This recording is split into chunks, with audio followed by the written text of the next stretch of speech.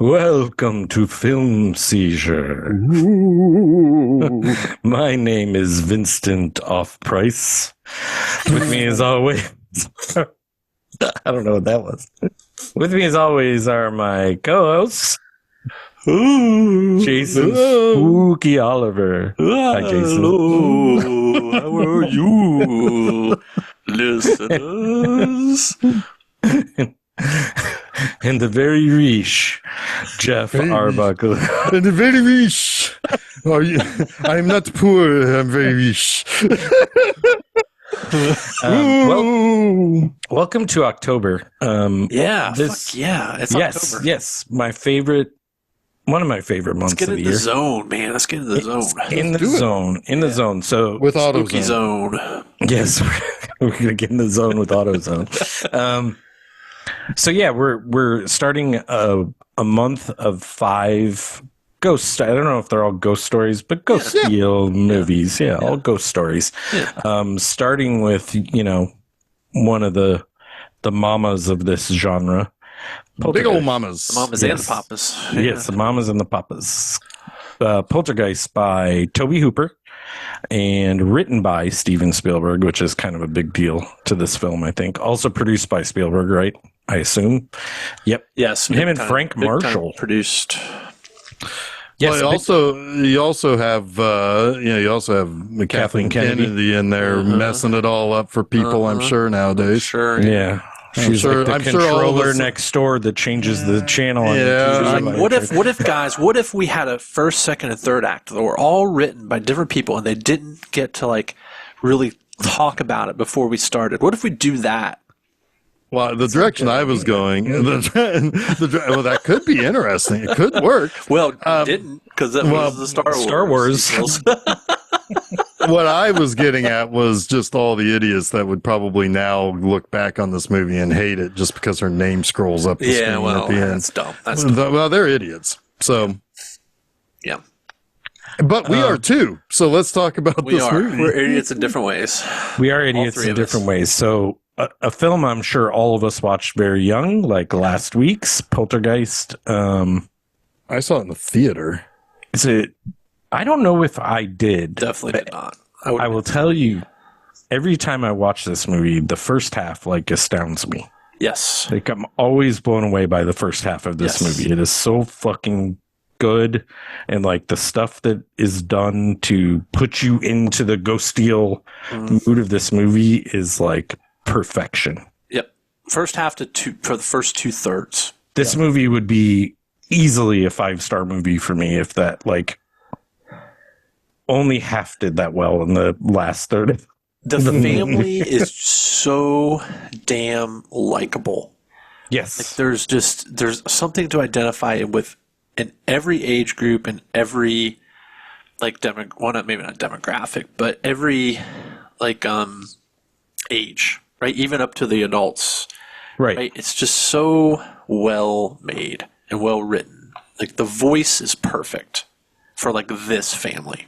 Yes, even the two kids that could annoy you in this movie, and I'm not even talking about the youngest, because that could be really annoying if done poorly, if we had a Bob situation or something. Hey, leave Bob out of this. I like Bob, but I love Bob. But even the middle two kids, or the oldest two children, are the kind of kids you would expect to hate in a movie, and you don't even hate them. No. Yeah. This is a family that clearly loves each other, and it's nice. And they bicker and they argue in the ways that you would expect them to. That feels authentic, but that is never harmful, right? Yes, right. It's just incredibly fun to be with this family for the first half to 2/3 of this movie. It really is. It's you're right. You nail it, Chuck. The whole reason this movie works is because you like these people so much.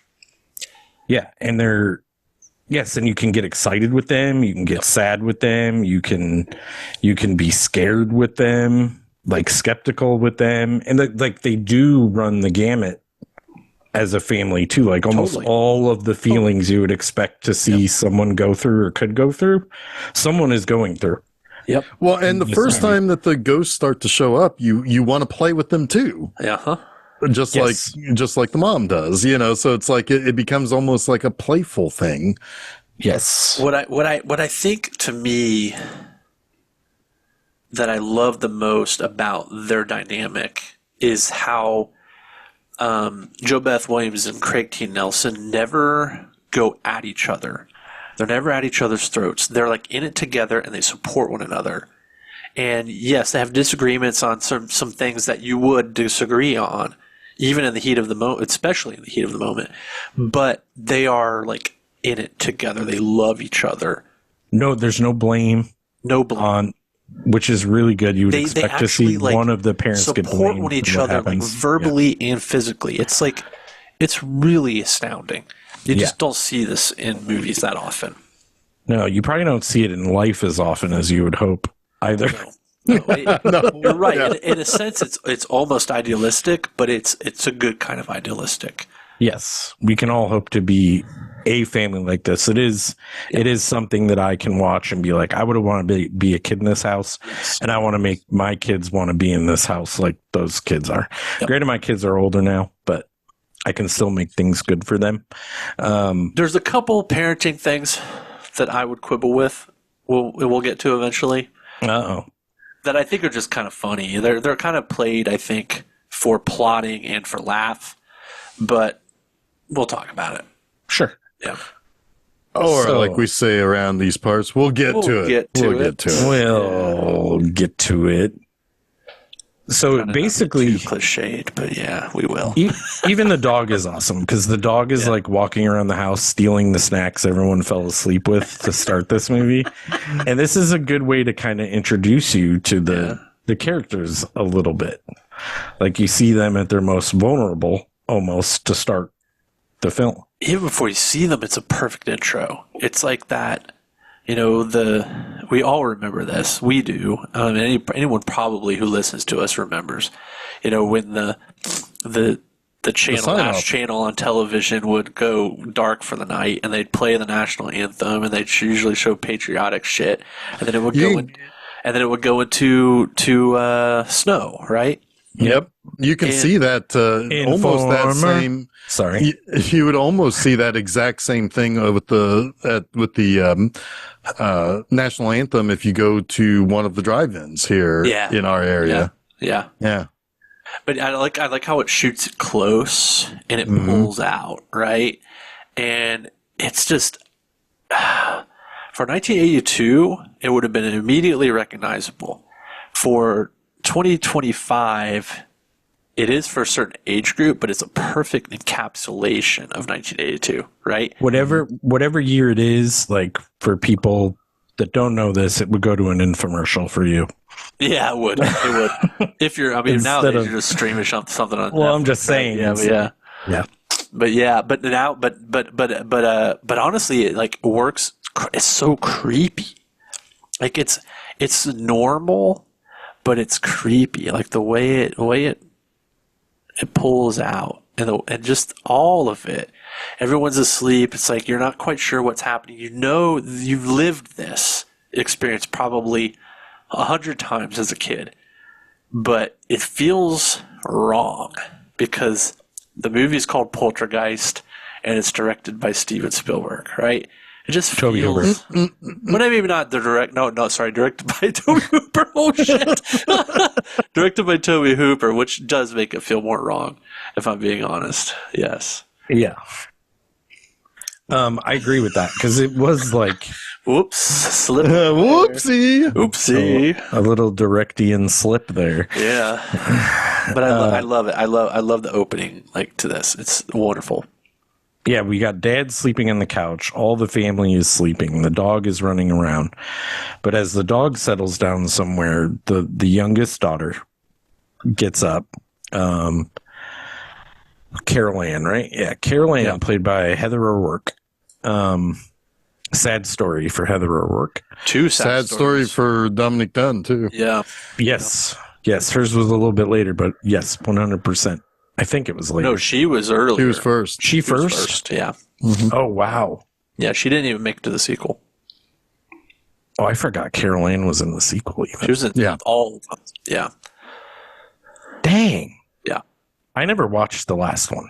Or the third like one. Oh, well, Yeah. yeah. Yeah. Yeah.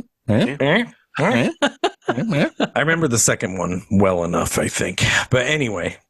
Second one's the bonkers one, right? In Chicago? Yeah, it's and they introduced the creepy old guy. Yeah. And yeah, it's kind of I don't really remember the second one that well. I remember the third one really well. Interesting. But I'll have to get to those. It's been quite a while since I've watched the sequels. I want to do that too. Maybe I'll do that this spooky season that we're kicking off today. Yes. Welcome to the spooky season.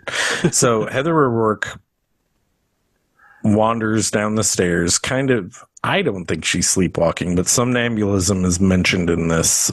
So there is. I don't know if she is kind of out of it or not when they get to her, but her eyes are open and she's talking to the television. She answers 5 questions and her answers are 5. Yeah. Yes. Yes.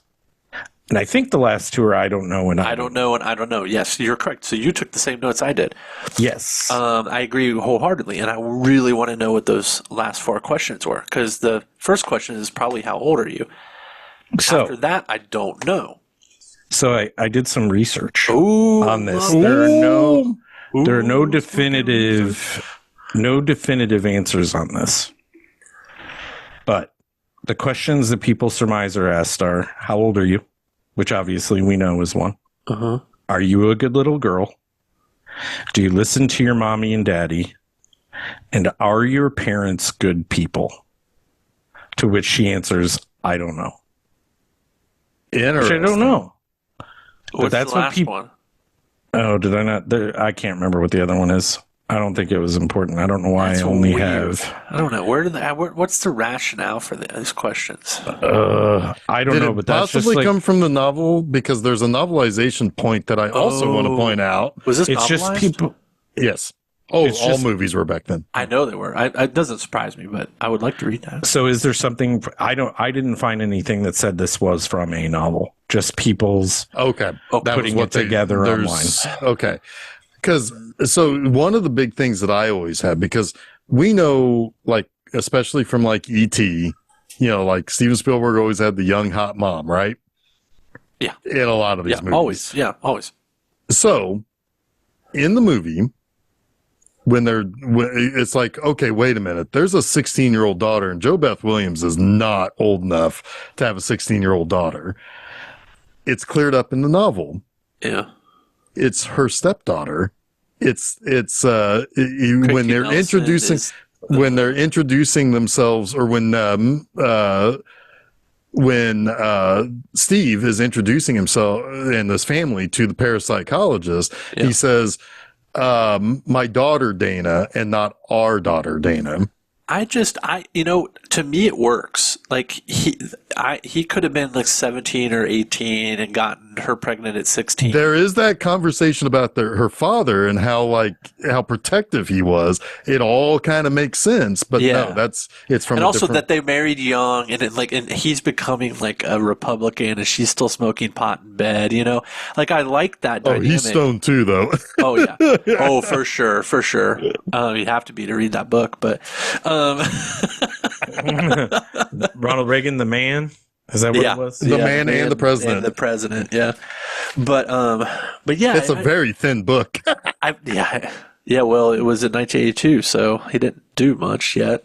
Well, he had done a lot of damage in Hollywood. He did a lot of damage in Hollywood. That's fair. I mean, he's turning in commies, or perceived commies. Yeah, that's fair.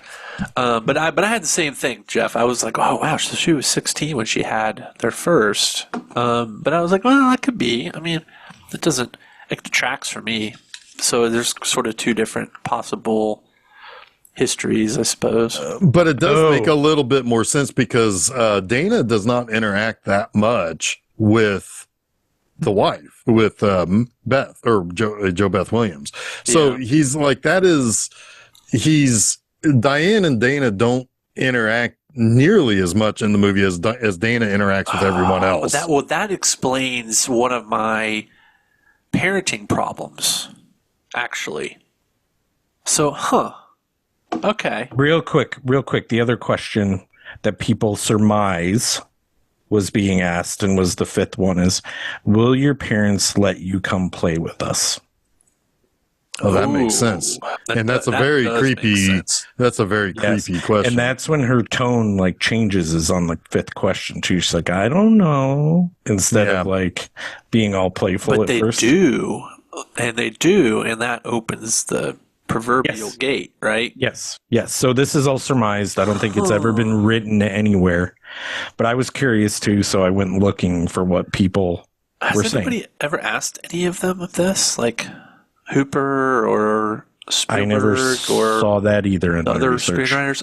That's interesting, because that honestly, Chuck, I'd never really zeroed in on that before. I've seen this movie fucking 20 times maybe, right? And I never really zeroed in on those questions until this time, and it's so. It was the first thing I thought of. Yeah. Yep. And probably not before that. What did they ask? It's my second note. Yeah.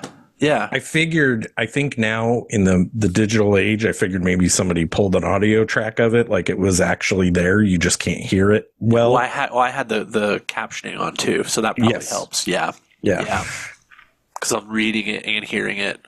Yeah. Interesting. Huh. But yes, that is Carol Ann's first interaction with the ghosts, and she's yelling at the TV at first, like, what? I can't hear you. It draws the rest of the family down to her while she is answering the questions. They're like, what the fuck are you doing? So we have the whole family in the living room, and then it just cuts to the next morning, and they're at breakfast. Yep. We get really delightful like family stuff. Like so much of the first throwing half cereal of at movie, each other. Yeah, the cereal, the glass breaks, which that I think was supernatural. Right? He's the middle kid is holding the glass, and it just the bottom breaks out of it and jumps on the milk. That's totally supernatural. It would have to be. Yeah. Because that's a pretty crazy thing to think. And he's like, it's not my fault, but nobody really questions it further. Like mom doesn't really think anything of it, but it's like that's fucking the first supernatural thing. His fork and his knife also bend. That happens a little bit after. Yep. In this scene, and he's the only one that appears to notice that. The mom, when she picks up the stuff, doesn't. Right. Yep. And oh my God, the fucking pool guys. Well, that's a little bit later, but yeah. It's still the same morning, though. It's like. But they have the whole like canary thing. Yeah. Oh, Tweety, why couldn't you have died on a? Yeah, I think it's a Sunday. Yeah, you're right. You're right. I'm football Sunday. Yeah. Everybody's watching those Rams games, and that one guy's on the phone, probably with his bookie. Yeah, 100%. Yeah, okay, 100%. Because he says, "I have my life. I have a huge bet on this bet or something like that." Yeah, in this game. Yeah. Oh my God, the guy coming in with the beer going everywhere. It's like keep that shit the fuck outside. I'm not cleaning that up. There's beer spraying everywhere. Yeah. That perfectly encapsulates like some football Sundays I was around as a kid, though. Yeah. Like when all the adults used to get together around the one guy's TV that had the game or whatever. It was way more communal. Totally. And like I miss those Super Bowl parties we used to have, like when it was like 30 people. Like I miss that shit. Yeah. And then like a game would break out. If the game was boring, everyone would go out in the backyard and play football. Anyways, that's what this reminded me of when they have that little football Sunday. Absolutely. Yep. And then you have that dickhole neighbor, Mr. Tuthill. Who I don't really know if he's a dickhole. The actual bad neighbors could be our protagonists. He doesn't like football, though. No, he doesn't. His kids want to watch Mr. Rogers. Mr. Rogers. Who's this guy? Yeah, right. Oh God, that line is like, who's this guy? Who the hell is this guy? That guy does not have children. That's for sure. That's fucking hilarious. He probably bet them. Yeah, he was probably the guy gambled them away. Yeah. One of them. They all have a bookie. Yeah. And Carol Ann catches her mom trying to like flush Tweety down the toilet. Good fucking luck. Yeah. I think that's actually the first supernatural. Or does the bird die before? It's the canary in the coal mine, right? Yes. Yeah. Maybe the bird does die after that breakfast. I can't remember. But it could have died before. It's canary in the coal mine. I think that's not a mistake. Yeah. One Or of not, the not a coincidence. It's intentional. It's not yeah. a coincidence. Yeah. Thanks. Shit. She one of the trivia points here about that bird. Spielberg regretted never bringing the ghost of Tweety, the yellow canary, back to the family in a touching moment in the eye of the fuck off. eventual supernatural epic hurricane. In addition, Stephen facepalmed the flushing scene. Fish are flushed, not birds. You bury the fucking bird. You don't flush them. It's not going to go down. Well, that's why they buried it. Well, yeah, but she was going to flush it initially. Yeah, but she was stupid. They did the thing. So he didn't like that she was going to flush it? Yeah, he thought that was the dumb concept. I mean, maybe, but it works. For me, it works. I do think, like, yes, you don't flush the bird, but that's just a thing. Like, maybe she thought I should flush the bird. I mean, it's smaller than a turd. Maybe she was going to try to replace the bird before. Well, she definitely. Well, that's what she wanted Caroline, to. She wanted yeah. to. So, yeah. She was trying to get rid of it without her knowing. That's for sure. The thing about the Tweety bird, like coming back, though, my God, if I did not know that tidbit, that to me, if anything, proves that Tobe Hooper directed this movie. I'll tell you what, That settles the fucking score in my mind. The scales have tipped in Toby's favor. I mean, Forever. The face ripping off gives it to me, but Yeah, that's fucking incredible, right? But I mean, Spielberg also had melty Nazi he had faces. melty faces, but not rip off your own facey faces. Fair enough. Yes, thank you. I have a little bit of a Nelson Mandela effect here, though, because I thought the bird did fly out of the cigar box at some point in this movie. Oh, I think that maybe is what he's talking about, because like you got the hurricane thing, it could have been ripped up out of the ground, and it's like, oh, there goes Tweety, they show whatever. the cigar box when they're digging up the pool, which is like the next day, which is pretty fucking funny. Yeah. Because the pool people come the next day to dig the pool, and they buried the bird in the exact same place where they're going to have the pool. So it's just kind of funny. It's a good joke. But Yes. Death means nothing. Why? Sorry, I'm. it is like some early foreshadowing. Absolutely. Yeah. Yep. I also had the boys C-3PO sheets. I did too.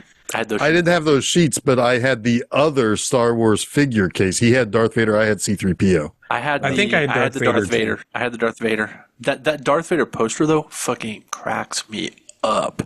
Like how Where he's like just sexy just badass. like non-menacing it is. It looks like a Darth Vader wants you for the. Yeah. It should have been like an army recruitment poster. That would have made more sense. Like wants you for the dark side. Also, of course, there's the creepy ass clown thing. Why he has that clown? Nobody should ever have that fucking clown. One scene, it's next to Carol Ann in bed, and I'm like, what the fuck is going on? Get the fuck out of here. Like it, yeah. Get it out. Well, and now there is one person who does like it enough to own it now. Zach Baggins has it in his haunted. Oh my god, dude! I had one of my notes is this movie is responsible for Zach Baggins. Oh my god. It 100% is responsible for Zach Baggins. Well, he claims he was haunted as a child. My guess is he watched this, had a bad dream, woke up, and he's like, I'm a fucking douchebag. Yeah. I'm a ghost douche. I will forever have spiky hair. He's like, I have a video and I of would dye my hair and spike it until I die. I'm going to be so scared it's going to fuck up my eyes. Go ahead, Chuck. I have a video of a toy truck that takes 7 hours to get across the floor. Oh, God, that whole scene with the investigators, so good. It is so good. It is so good. That's one of my favorite jokes. My favorite joke, though, we will get there. We will get there. Okay. So basically, it's like they bury Tweety, and it's so sad, and everything's, and like Dana's like, oh my God, like get over it, kid. And but then like in the moment they bury it, she already die, or she already did when she says, "If I die before I wake," she's like, "She already did." Yeah, right. Yeah. The callback later was like, if you want to put your mommy into a cigar box with a piece of licorice, oh my gosh. Yeah. But yeah, it's like when the moment that the box is covered up, it's like, can I have a goldfish? And she proceeds to overfeed the goldfish. Tomorrow, that goldfish is dead. Yep. It's going to be right next Tweety to Tweety 2 and Tweety 3 are their names, which cracks me up. Yeah. Yep. The only time we see that goldfish again is it's floating, right? In the room. Yes. Yeah. Yeah. Industrial Light Magic, by the way, did the special effects, or an early Industrial Light Magic. And I'll tell you right now, on film and on the big screen, it looks better than it does on DVD or Blu-ray by far. It's an outdated effect, that stuff floating around the room. It is. It's like composite. It looks like Amazing Stories. Yes, it does. Yes. Good call. Some stuff still looks really good though. Like there's a lot of stuff that looks really good. Yeah. There's a lot of. You made Jeff go into that voice. Anyway, one of the things I also like is how pristine and nice this neighborhood is, and all new. And there's this ugly ass dead tree in their backyard. Yeah. Or front yard, whatever it is. I think it's their backyard. But anyway, it's another clue, right? Yeah, it's like this place is rotten. Mm-hmm. Because that tree looks it's rotten, yeah. Yeah. And it looks like the fucking Blair Witch out there, like getting ready to grab people. Well, yeah, there's some aspects to this that make me think only certain things are seen by people that live on that plot for half of this movie, right? Yep. So maybe that tree doesn't really look like that. It's just the perception of the people because of what's happening. I could totally buy that. I could see that, yeah. But maybe I couldn't see them leaving that there. No, I couldn't either. So either they see it or a cool thing would have been them like getting rid of it, and people are like, "Why did you get rid of that beautiful tree?" Right? Yeah. Yes. Yeah. Yes. Yes. Yeah. Or if there were shots where like if you're like if you're somehow in the neighbor's backyard looking into their backyard, it looks like this beautiful, or you see this beautiful like fully like alive tree. Yeah.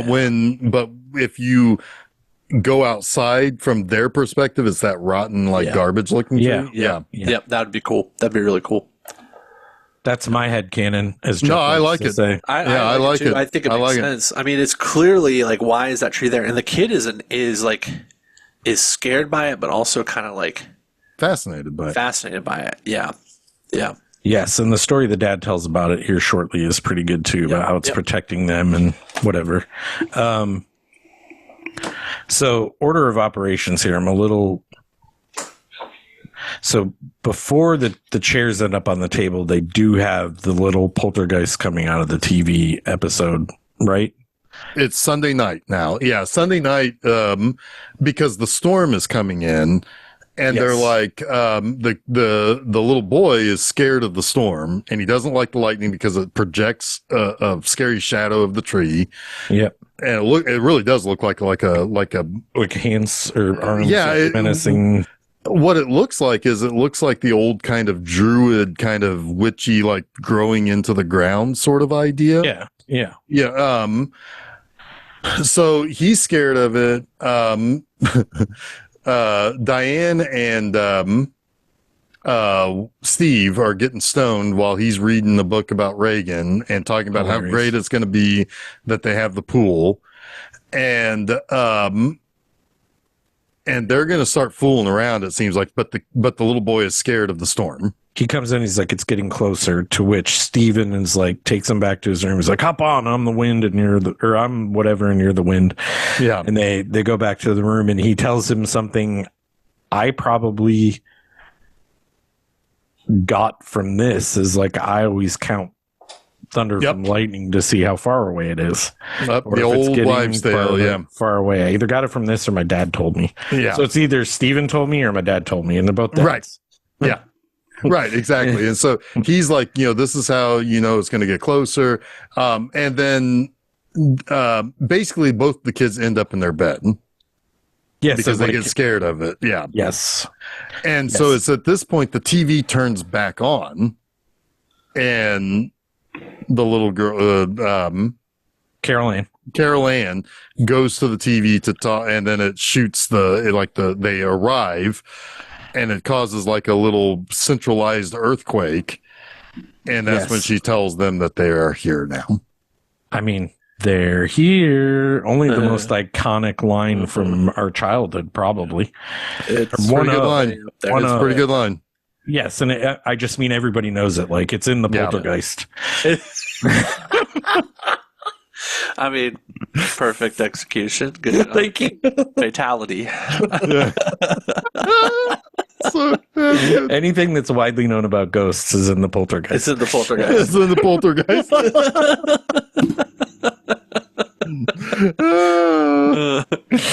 All right. Somebody continue from this moment, because next moment is another breakfast. Yes, In the and this morning. is Monday morning. You know, Dana's going off to school. The pool guys are like, "Whoa, look This at is the pool guy thing. Yeah. Ooh. So Yeah. all right, this is my thing where it's like the first bad parenting. But now I kind of like I see it a different way when you say that she might be the stepmom. Because she doesn't intervene. But Right? she laughs it off when she takes care of herself. Well, yeah, she's proud of her. But Yeah. she doesn't intervene because maybe she doesn't feel as protective. At the same time, though, it's like, oh my God, get these creepy fucking dudes off my property. They Well, are one- creepy dudes, and I would not want that for my daughter. But if she is her natural mom, she also thought it was okay to have sex when she was 16. Yeah. Yeah, but she would That doesn't react- make I it think- right. I think Maybe, I I don't think know. she'd be more defensive. Is my point. I think she's a little bit free love. Well, maybe That's just my She thought. definitely is more of a hippie than Yeah. Craig T. Nelson. If Craig T. Nelson were around, I don't think he would have reacted. Those pool guys would have been Pool buried guys in would be the the pool. fuck out. They would have been the they'd be buried in skeletons in the They pool. would be buried with the skeletons in the pool. I totally agree. Like They would have been the bodies they didn't. These Yeah, bodies, yeah. motherfucker. It's the fucking pool guys. That's where they went. But I do enjoy her reaction to her sticking up for herself. That's pretty cool. Yeah. I think that's why she didn't intervene, honestly. Like, she could have gone out to those guys and said, "You're disgusting," but her daughter handled herself. But she should have fired them. Probably. Yeah. I mean, that's It was good. also It's the- 1982. It's also 1982. It's Poltergeist. Forget about it, Jason. Forget about it. It's like Hill Valley. or Forget whatever about it, Jay. It's the two Jakes. It's the two Jakes. It's the Yeah. two Jakes. Then it's kind of like the money pit when the guy's like grabbing his her coffee mug through the window and drinking. Yeah, it's like all "You the make really good garbage shit." coffee. Yeah, And testing the sauce that's on the pot. yeah. In the It pot. totally, Like, it totally what the reminds me of the fuck? money pit. Yeah, It reminds 100%. That's more why they're going to Pizza Hut that night than the fucking playing around with the ghosts. You got I that agree. fucking guy spittle in your fucking Yeah. sauce. Well, yeah, right because she says mom didn't wanna make get dinner, but hepatitis. in fact, she was making dinner. yes. now. Yeah, but that guy fucked it up. Yeah, that guy fucked it up. She was making the sauce. Like She was making a sauce. making a sauce, and like that's an early sauce, so that's going to be really good. And she would be pissed. It's like you fucked up my whole process. Yeah, but then chairs start moving, and she's cool. And She then- totally And she's like, forgets Pizza about Hut that. time, baby. You're just like locked in to Yeah. the supernatural. Yeah. Which It's- one of my favorite scenes in this movie is when Carol Ann comes back in the room, and everyone's basically left now.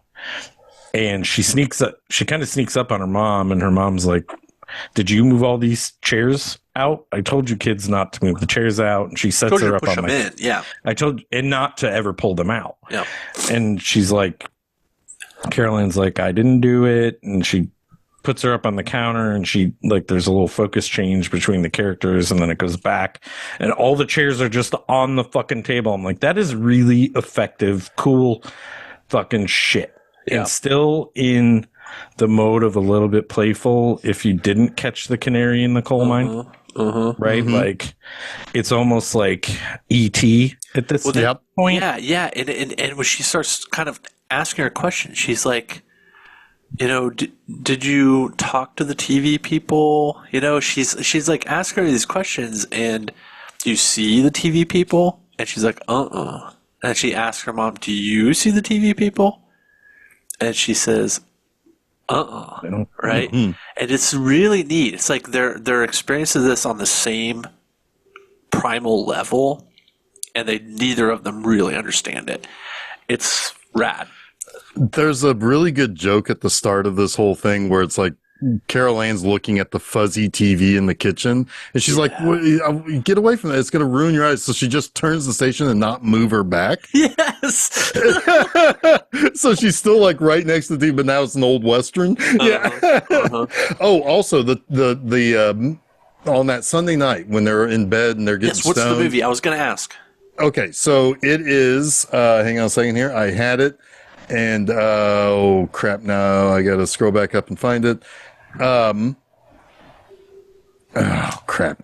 While you scroll, Yes, I'm just gonna say It's not a guy named Joe, is it? Because that was yes, it is. all right. Because that was the movie that Spielberg wanted to make. It's a guy named Joe. It's the one that ends up becoming Always Later. Yes. When he remakes it, but it is a ghost movie. Oh, interesting. The guy is dead in it. Oh, So there's ghosts are happening. You know It's what it happening. reminded me of? It reminded me of the scene in Babylon when Brad Pitt is doing the role that he was like doing as a favor when he was kind of like fading. Oh yeah. Mm-hmm. And he's got that scene with the soldier on the beach. It felt so much like that moment. Yeah. But yes, thank you. I was wondering if that was a guy named Joe, because that was a movie that Spielberg wanted to remake. And oddly, Brad Pitt was in a movie called Meet a Guy Named Joe. Oh my God. Yes. He was. You're right. Yes. I remember the car crash scene for that was like Oh my God, mind so blowing at funny. the time. Yeah. So funny It though. is really funny now. Yeah, it's just seeing him get like fucking blasted by a car is so fucking funny. But also, speaking of past people we've talked about, Tuesday Weld was also offered the role of Diane. Oh, she'd be good. Yeah, Who did? Tuesday Weld. Oh, nice. She's I been a love little Tuesday Weld. older, though, I think. A little bit older at that Yeah. because Craig T. Nelson and Joe Beth Williams are the same age. We call They're him both- Coach. We refer to him Yes, as Coach. He's coach around these parts. He's coach around these parts. I can't see anyone other than Joe Beth Williams, though. She's so good in this. Yeah. Well, Susan Sarandon was another She would have been good. possibility. She would have been She would have been really good. And Yeah, Joanna Cassidy, who I think, I don't know. I mean, Did I you know just think, Susan Sarandon and Chris Sarandon are not brother and related. sister? what? Susan Sarandon married Chris Sarandon. And kept And his they never name. changed their name. Oh my God. We're getting haunted by past episodes of Film Seizure. I feel like there needs to be a little asterisk box, like in the comics, that says, refer to Film Seizure episode. Yes. Dog Day Afternoon. Yep. You just did it. You did it. Good job. I did it. Good job. All right. So yes, the Joe Beth Williams is like fascinated by the ghost. Now we also do see Steve at work in this moment too, because he's like the salesman for this neighborhood, for this. 40%. He sold of the 48% of the sales. 48%. Okay. Yeah. Almost half of this place. Yeah. And he's talking to, and it's like, you got the couple that's looking, that he's trying to sell the house, and he's like, man, all these houses look the same. And he's like, well, you'd think that. But we got real liberal builders around here. We got one guy who's got half his pool in his living room, and it's like, no, you don't. No, you fucking don't. Yeah. Yeah. There's no fucking way you got that going on. All these houses are the same. He's got an answer for everything. He does. But he does have an answer for everything. Yeah. What he doesn't have an answer for, though, is like, where'd you put the bodies? Well, he doesn't even know about that yet. Why? Why? Oh, it's honestly one of the most iconic lines in horror. It really is. The why? Or where'd you put the No. bodies? It's like you Or you didn't move You moved the bodies? headstones. headstones, You but you didn't move the bodies, did you? Did you? You didn't move the bodies. Yeah. It's fucking iconic. It's And James Karen is just like, what the fuck is going James on here? Karen, like, oh my god, Always one of nice the to see best, James one of Karen. the best. Yeah. Well, Always yeah. nice to Anyone see. that was in Return of the Living Dead, you will say one of the best. I'm telling you. Every time I watched Poltergeist, I immediately want to watch Return of the Living Dead. I can see That's why. fair. That's fair. Yep. That's fair. So when he comes home from work, Joe Beth Williams is like, you gotta check this shit out. And he's like, what are you doing here? It's like, cause she's marked up the floor and like, she's mapped it all out, She's like mapped how it out, this yeah. works. And they get She's like, come back from your not conservative, but whatever, says- like your narrow worldview. Go ahead. Jason. remember Yeah, when we were younger. Yeah. Go back into your past when you had an open mind, basically, Yes. is what she says. Yeah, remember, go back into your past and remember when you had an open mind. Yeah, which is really funny because it's such a simple line, and It's a little scathing. It's a little scathing. It's a little scathing. It's like that's the rift in their marriage, right? Is that he's become a little bit more conservative, a little bit more like professional, but he's had to in order to like He's almost Succeed. a soc. succeed. He's a bit of a soc, but she's still retaining a little bit of her hippie ways, her hippie self. Like she doesn't want to lose that, right? And I think that it's such a funny line, but it tells so much about the relationship. Yeah. Right. But they're still playful about it. Yes. At least. Yes. Well, and exactly. It's not. but She doesn't say that to cut him or to hurt him. It's more of like just like, hey, you know, I understand you. Come back to where we you're still that person. Be that person right now. Yes. And it's also very like it feels very 80s, right? Like because like there were a lot of kind of open-minded hippie, like, protesting types of college kids that ultimately grew very suburban, very conservative. And then, we have what we have today. Yeah. Yeah. It all steamrolled from moving out into the fucking suburbs. But anyway, but there is a quaint simpleness to that concept that we all understood at one point. Yes. You get older, you get a little bit more conservative, or you get a little bit more mindful of your family, which makes you seemingly more conservative. Yeah. That was a kind of a stereotype for a long time, particularly with white people of a certain age. Totally. White people of a certain And in the movie, I think it's That's a the funny thing. like follow up to the Reagan book, right? It's like, it's like you see this divergence a little bit, and you think that they're going to really hammer a wedge there. Like if you're watching this for the first time, you might think that they're going to hammer a wedge there, but they're not. They're not. It's always very nice. It's always very like, all right. Well, they understand each other so well. Exactly right. But he does remain the skeptic, maybe not skeptical of what's happening, but skeptical of everybody that enters the scenario, everybody that tries to help them. Yes. Like he's a skeptical person. Definitely. By nature. He's also he is. You're absolutely right. And but he does so the first parenting fail, I thought, I was explained away by the fact that she's not actually the mom of the teenage daughter. Because why wouldn't you lash out at the the builders, at the contractors? The second one is coming up. And it's interesting because it is, I think, a little bit of dad being a little more open-minded than we're giving him credit for up to this point. Yeah. Okay. But we're almost there. We're not quite there. Well, one of the things that she's like, all right, check this out. She sends a chair across the floor, like almost exactly to where it's been.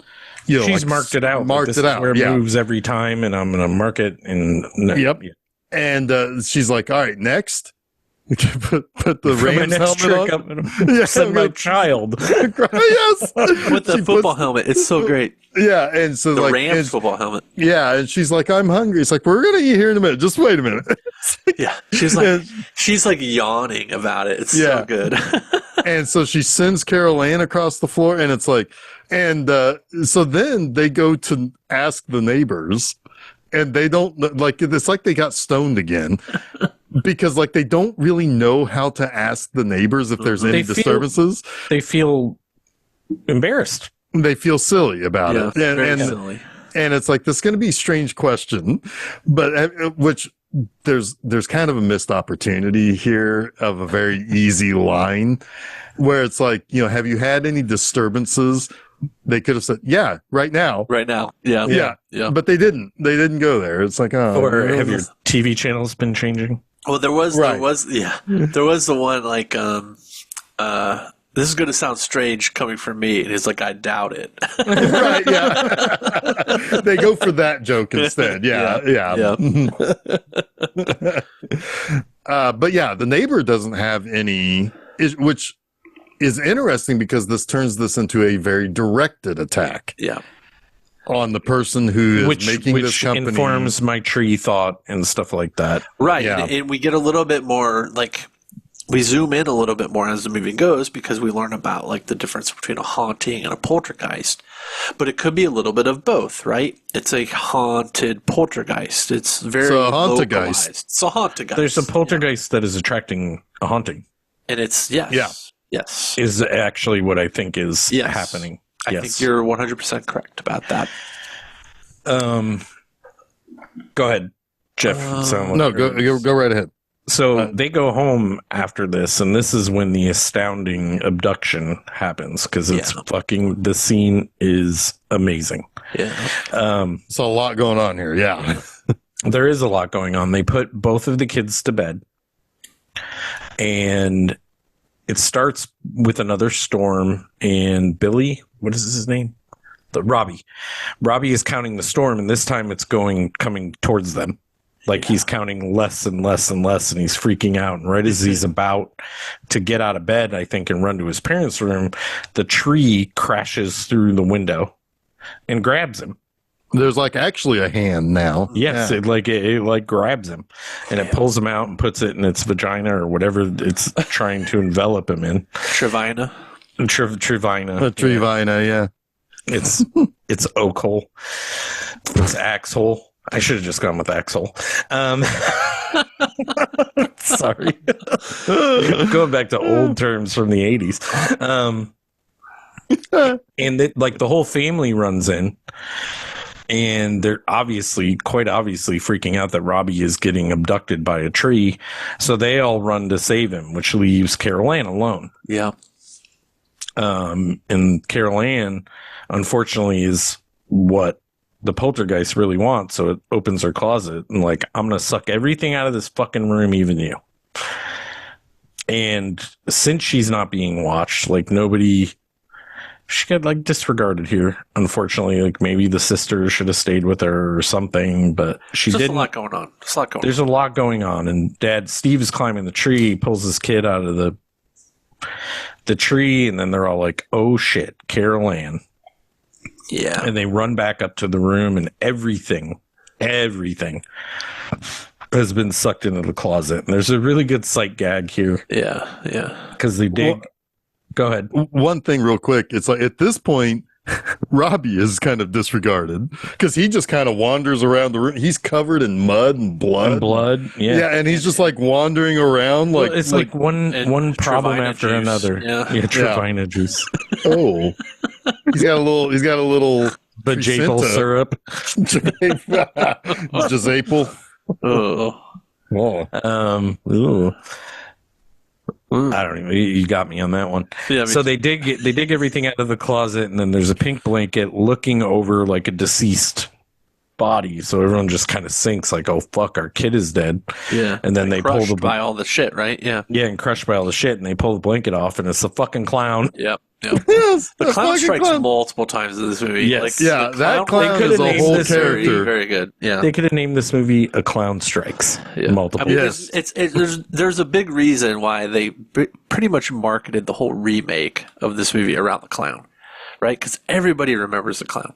Everybody remembers the clown. Yes, and Annabelle's hot, right? In 2015. Fair. Yeah, fair. Like the yeah, the Annabelle yeah. doll from the By comics. then, yeah.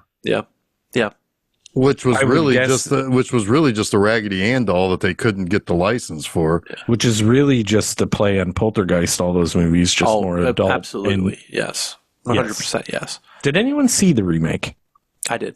I saw it like when it came out. I have no memory of it. So guessing just average or worse. Less than probably. Yeah. Yeah. I haven't seen it. I feel like the right word would be forgettable in this case. What's funny there is- it is. Yep. What's funny is I was watching this and I was like, this is a movie.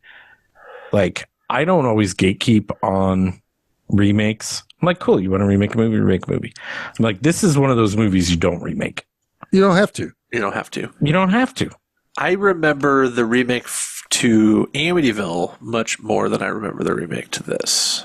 That's a Even the slightly Texas- better movie. I mean, it's a decent movie in there. Yeah. Yeah. And the Texas Chainsaw Massacre is a good remake That's too. another one. Yeah. Yeah. I mean, it's hard to remake a classic, but it was sort of almost tailor made to be remade because of how. Some money cow. Yeah, I mean, it's just so. But it's also there have been so many sequels. Or I guess Yeah. Poltergeist there have been too, and also Amityville. But with Texas Chainsaw Massacre, it's like I don't know. You have a property that was like the original was so low budget Yeah. that you could kind of update it. That's what's and weird most- is that movie. Plus, it's sorry. Go ahead, Chuck. All I was going to say was with Texas Chainsaw, what's weird about it is that not that it, well, some people would argue it's a better movie, but it's way more revered in its area than this movie is, I think. Oh, they're both revered, but you know what I mean? Like Texas Yeah. Chainsaw Massacre is like Holy Trinity, Yeah. Yeah. probably, you know, Yeah. like, yeah. I mean, it's probably the greatest exploitation film ever made. Yeah, It's up there. And the sequels have been like so they got kind of bad. Well, they're kind of all over the place. Yeah. I mean, although yeah. I like a little bit of everything, a little bit of something in every one of the sequels, which Sure. is Oh, the one with Matthew McConaughey is fucking great. it's absolutely. I thought you were gonna crazy. And it's coming. It's coming. They're playing it at Can this October. Really? Yeah, I really kind of want to go. Might have to go do that. I know. Maybe we take this shit on the road. I agree. Put another episode in the can. I don't know. I'm not quite sure what I'm trying to get at, but no, the sequel or not, sorry, the remake to this movie was very forgettable. Gotcha. Well, I think you're right. I mean, I think it's what can you add to it that's not there, right? That's the problem with remakes, right? It's like you can update it or you can add something that was missing. Yeah. Well, I mean, neither thing is necessary for this movie. Sometimes movies would be like, okay, yeah, let's give it a shot. Naked Gun is a great example, even though it's technically a sequel and technically like a reboot, but like It's a requel. but it updates things, right? Like it's telling a version of Naked Gun in a present day. That works for me, you know, but like, you know, I mean, this movie doesn't really need it. Like Texas Chainsaw Massacre, there's enough time. There was 30 years. You could do it.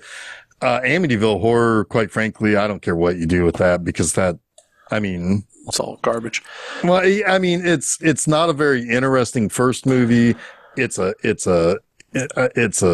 I don't know. Whatever. Well, That Vinegar Syndrome box set of Amityville movies is fucking tremendous. Well, this is what I'm saying. Well, This is what I'm saying. They you make one shots, right? And they have nothing to do with anything. And yes, sometimes except for the object. and sometimes you have magic. Yeah, sometimes you have magic. And honestly, I think the second Amityville movie is the creepiest of them all. Which is I sort agree. of it's like a retelling of the original story that made the movie made the house haunted. Oh, the DeFeo murders. Yeah, The DeFeo yeah. murders. And it's and that in itself is like skeevy to do that as like a fictional story. Yeah. But then like where they go in that movie with like the incestual stuff, it's like whew, that movie is legitimately unsettling. Yeah. Yeah. But yeah, it's just like, I don't know. For a story that I don't think is real anyway. All right, Jeff Bob, let's but get back to the movie. Yeah, let's yeah. Yeah. Sorry. Agreed. Let's talk about Poltergeist. Let's forget about these remakes and talk about a truly original good movie. Yes. So they searched the whole entire house for Carol Ann. They can't find her. And then Robbie's like hearing her from the TV and yells for his mom to come up. And she comes up and she's like, holy shit, she's in the television. basically. Yeah. Yeah, I can and this hear. this becomes Little Girl Lost from Twilight Zone. Yes, and then they have to call in the parapsychologists. Yeah, I like the fact that they just go to that. There's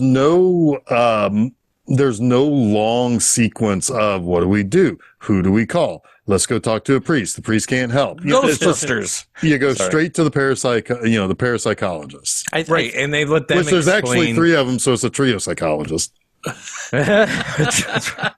But they also let that inform the members or the audience, like, we didn't call the cops. We're not going to call the cops. We're not, like, it lets all that off the hook in a good way. Yeah. This is the bad parenting thing. Would you call the cops to find your this little is my girl in your second- TV? This is my second thing, though. It's like, I don't know.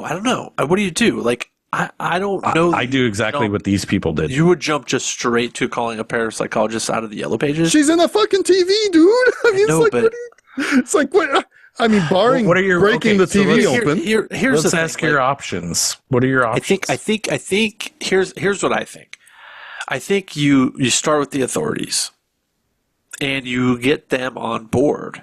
You're like, yeah, can you hear her? Like, this is fucking weird, and let them like eliminate an actual experts. let them eliminate all of the logic, right? And then you're like, okay, they don't know anybody, but then they go up the chain. Like, I'm sure there's somebody in like some, like the X-Files, some fucking X-Files like department that's gonna end up like taking charge of it.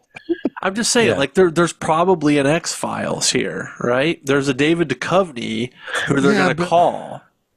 That's an X-Files. That's my thing. Okay, I'm Weird to thinking. me that your child is missing and you don't call. I think most normal people probably would call the cops right away.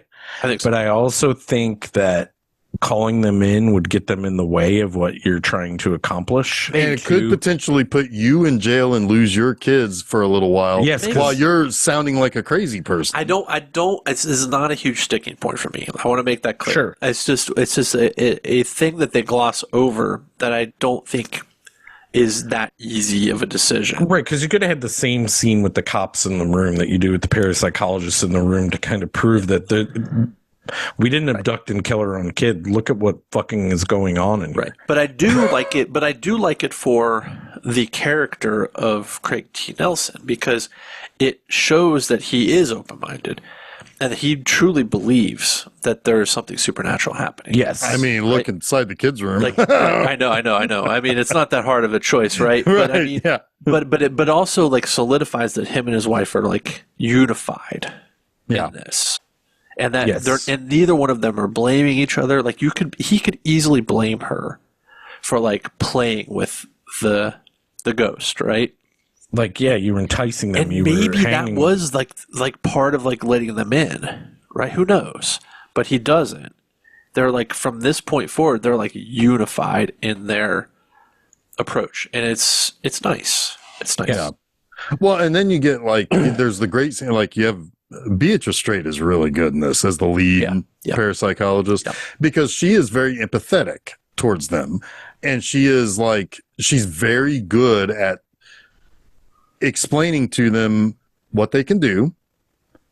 She does approach it with a little bit of skepticism at first because she's very rigid at first. Yeah. But then it's revealed to her what's going on, and then she becomes very soft, and then she becomes very like becomes an authority figure when they need it. It's great because they're so clearly out of their depths. Yeah. Yes. Too. It's like bringing an encyclopedia article into your home to solve. You know what I mean? It's just information is all they really have. Right. They've never really encountered anything like this based Not on like this. his story. Based on his story about catching the toy truck or army truck go over the floor over 7 hours. Like, they've never seen this. This is the entire like Insidious franchise is built on this, right? Yeah. It's built on like the paranormal investigators, and Lin Shaye's character is totally built on that lead. I've never watched any of this. I mean, those, if you watch those movies, you're like, it quickly becomes more and more watered down, Poltergeist. Yeah. Nice. But they, like they're So explaining the pool to is filling in. Sorry. yeah, right. Yeah. More and more water exactly. coming. Yeah. Because that was one of the things. I mean, that's a good callback too. That Joe Beth Williams is worried that if she's sleepwalking, she might go outside and fall into the open pool that's not been filled up with water yet. Yes. And they go out there and they, it's like they realize she's not out there. So where is she? She's in the TV. But yeah, it's like the whole thing about like we captured the army truck go across the floor over 7 hours. And Craig T. Nelson's like nod. It's like, oh, okay. And then he opens the kid's doors, and there's like just shit swirling around the. I almost expect him to go into like Jack Nicholson mode. It's like, well, wait till you get a load of this. Yeah.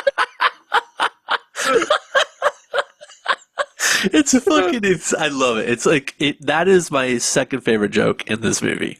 Yeah. It's the whole perfectly executed. Yeah.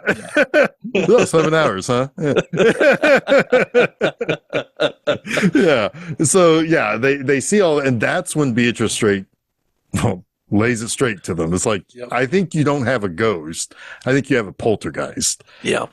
Now, I'm a dumb guy, and I've never really, I can't grasp what the difference between a haunting and a poltergeist is. It's been explained to me. I've seen shows about it. I watch Zach Baggins every now and every October. I put on real like theory that she's talking about here. Yes. Well, I don't know. I mean, I know there's a difference between a haunting, a demonic possession, and a poltergeist. Well, there's three different things. Demonic possession assumes a specific thing, which is that hell is real. Sure. Or some version of it. Yeah. That gets, I think, more into theology than hauntings or poltergeists. And from my understanding, like a poltergeist, it affects a specific person. It is a haunting of a person. It is a we are interested in you and we are going to torment you or whatever. Okay. Whereas a haunting is more of like we are stuck in this place.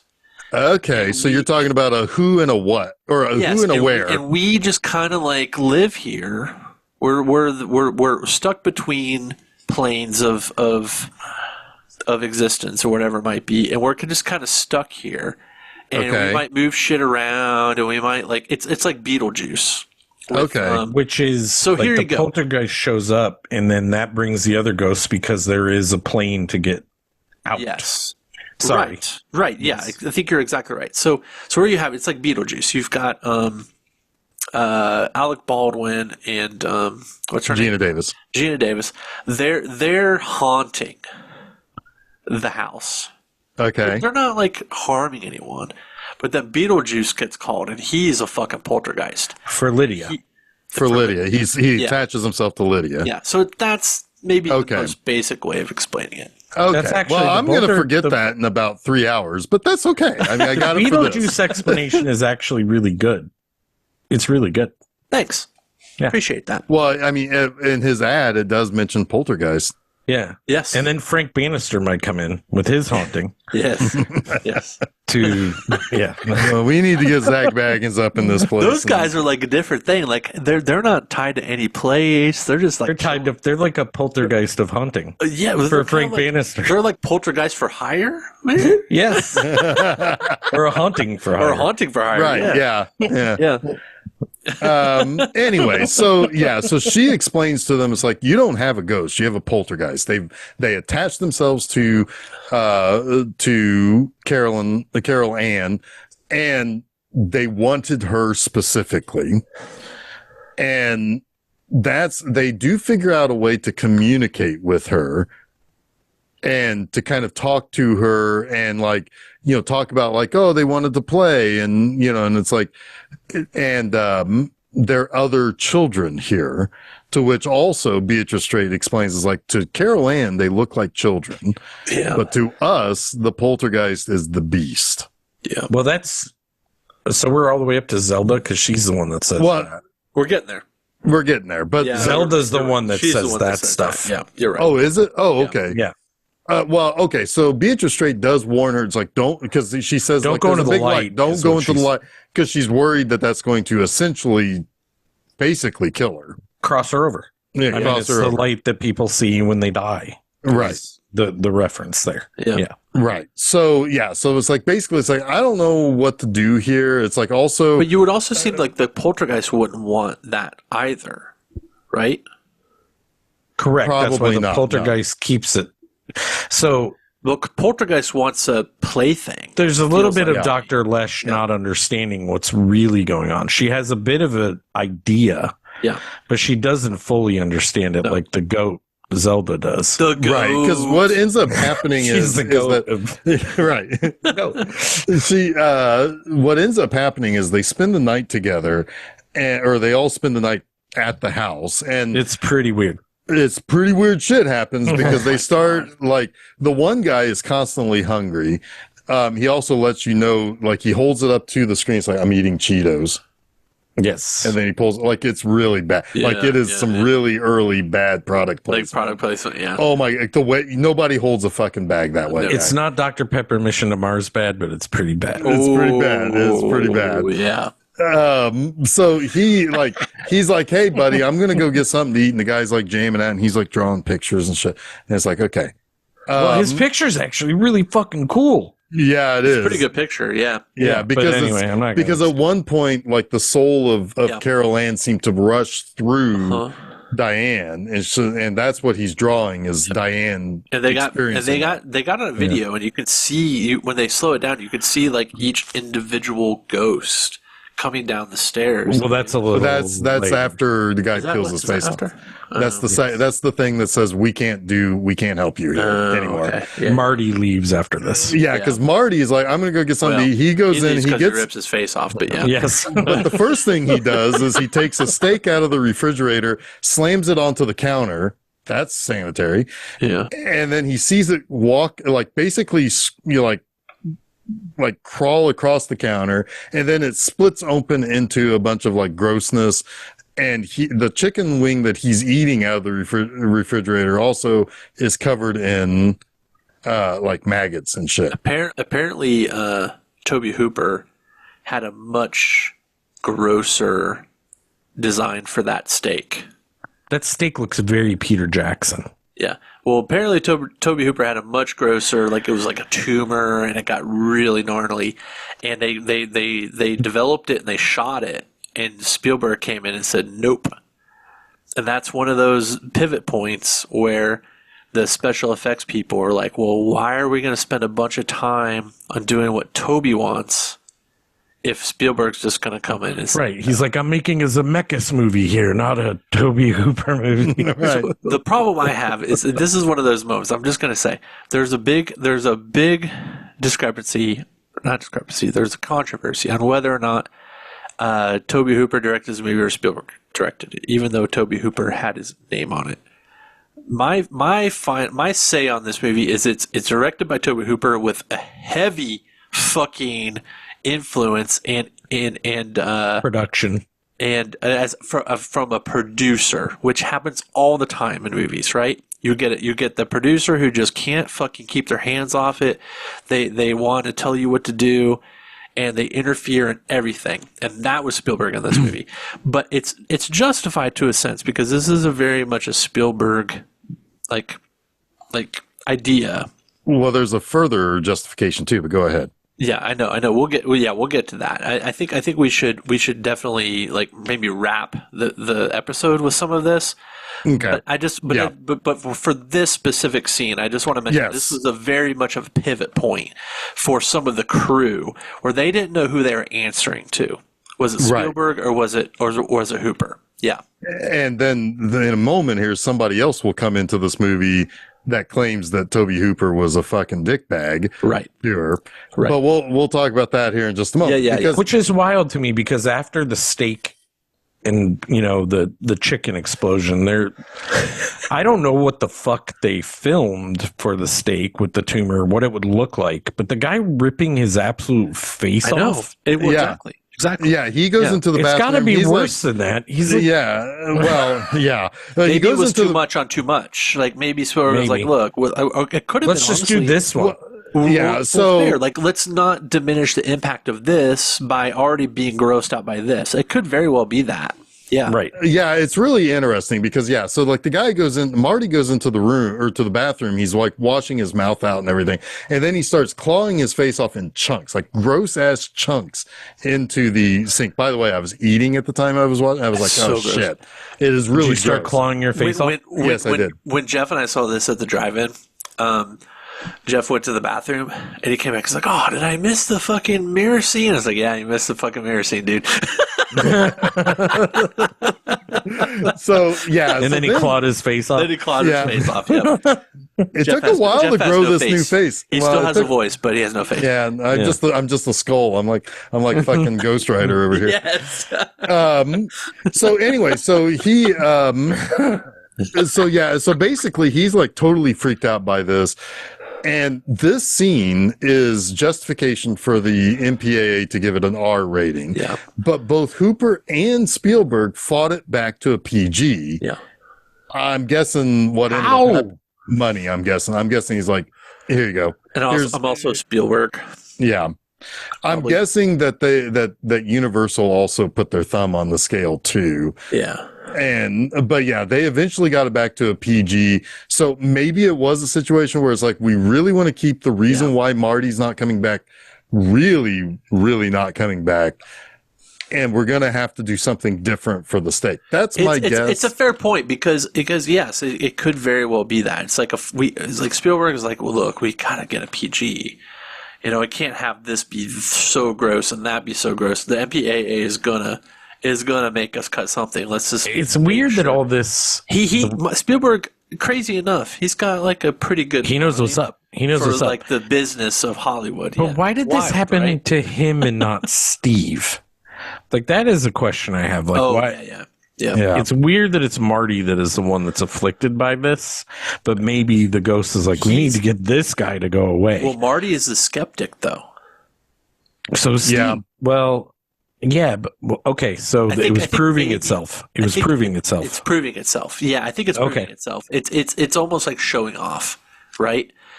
That's like, you think there's a PA in here? I'm going to show you some shit. Exactly. Can a PA do this? Exactly, and that's kind of like from a storytelling aspect, you want that guy to get the scare, right?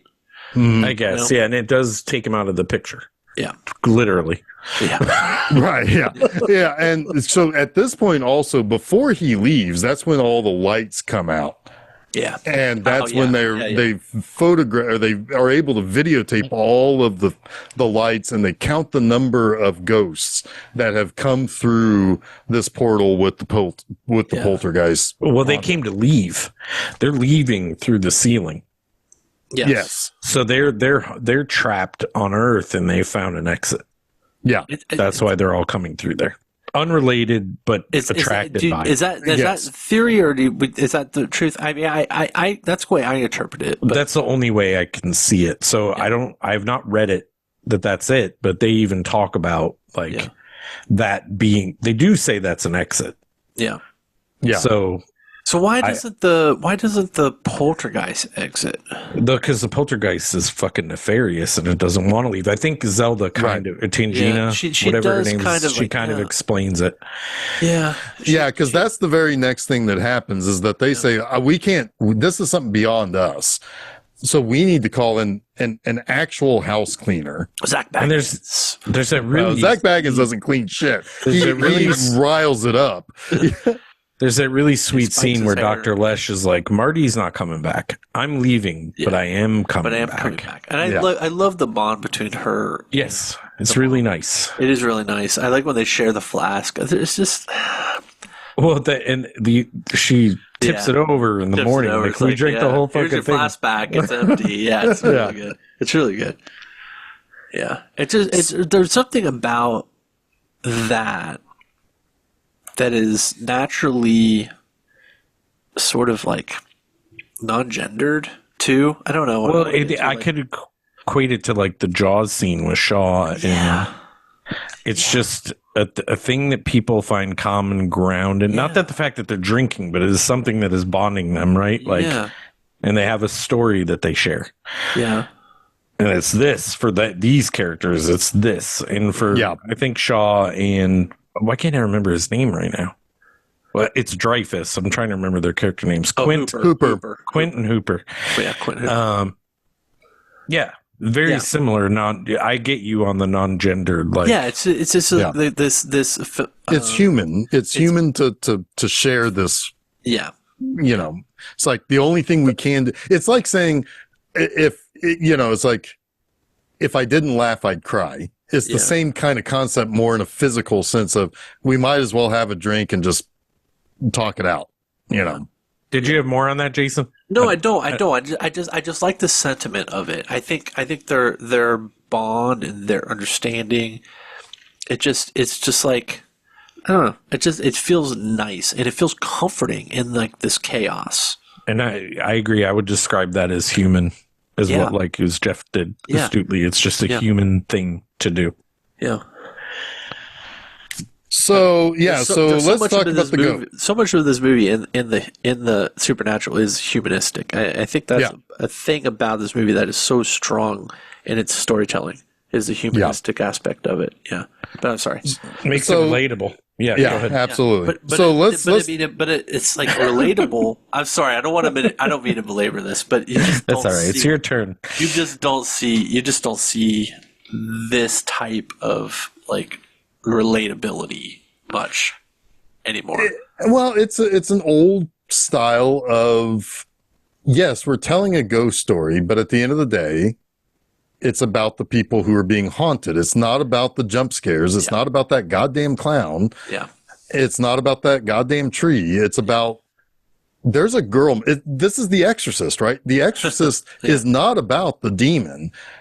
It's about a mother trying to help her daughter. Yeah, bingo. Yeah. Yep. And they just didn't have Tangina, unfortunately. She's the goat. Yeah, Max von Sydow is a pretty good number two. He's good, but he's not the goat. Old priest and a young priest. I mean, they did a good job. An old priest and a young priest walked into a young girl's room. Oh, wait. Oh, no. Ooh. Anyway. All right. Lisa wasn't a young boy's room. Well, that was the first round. That was the real story. Was a young. Sorry, people of faith. No, whatever. They get it. They get it. They get it. Anyway, so who wants to talk about Zelda? She's the goat.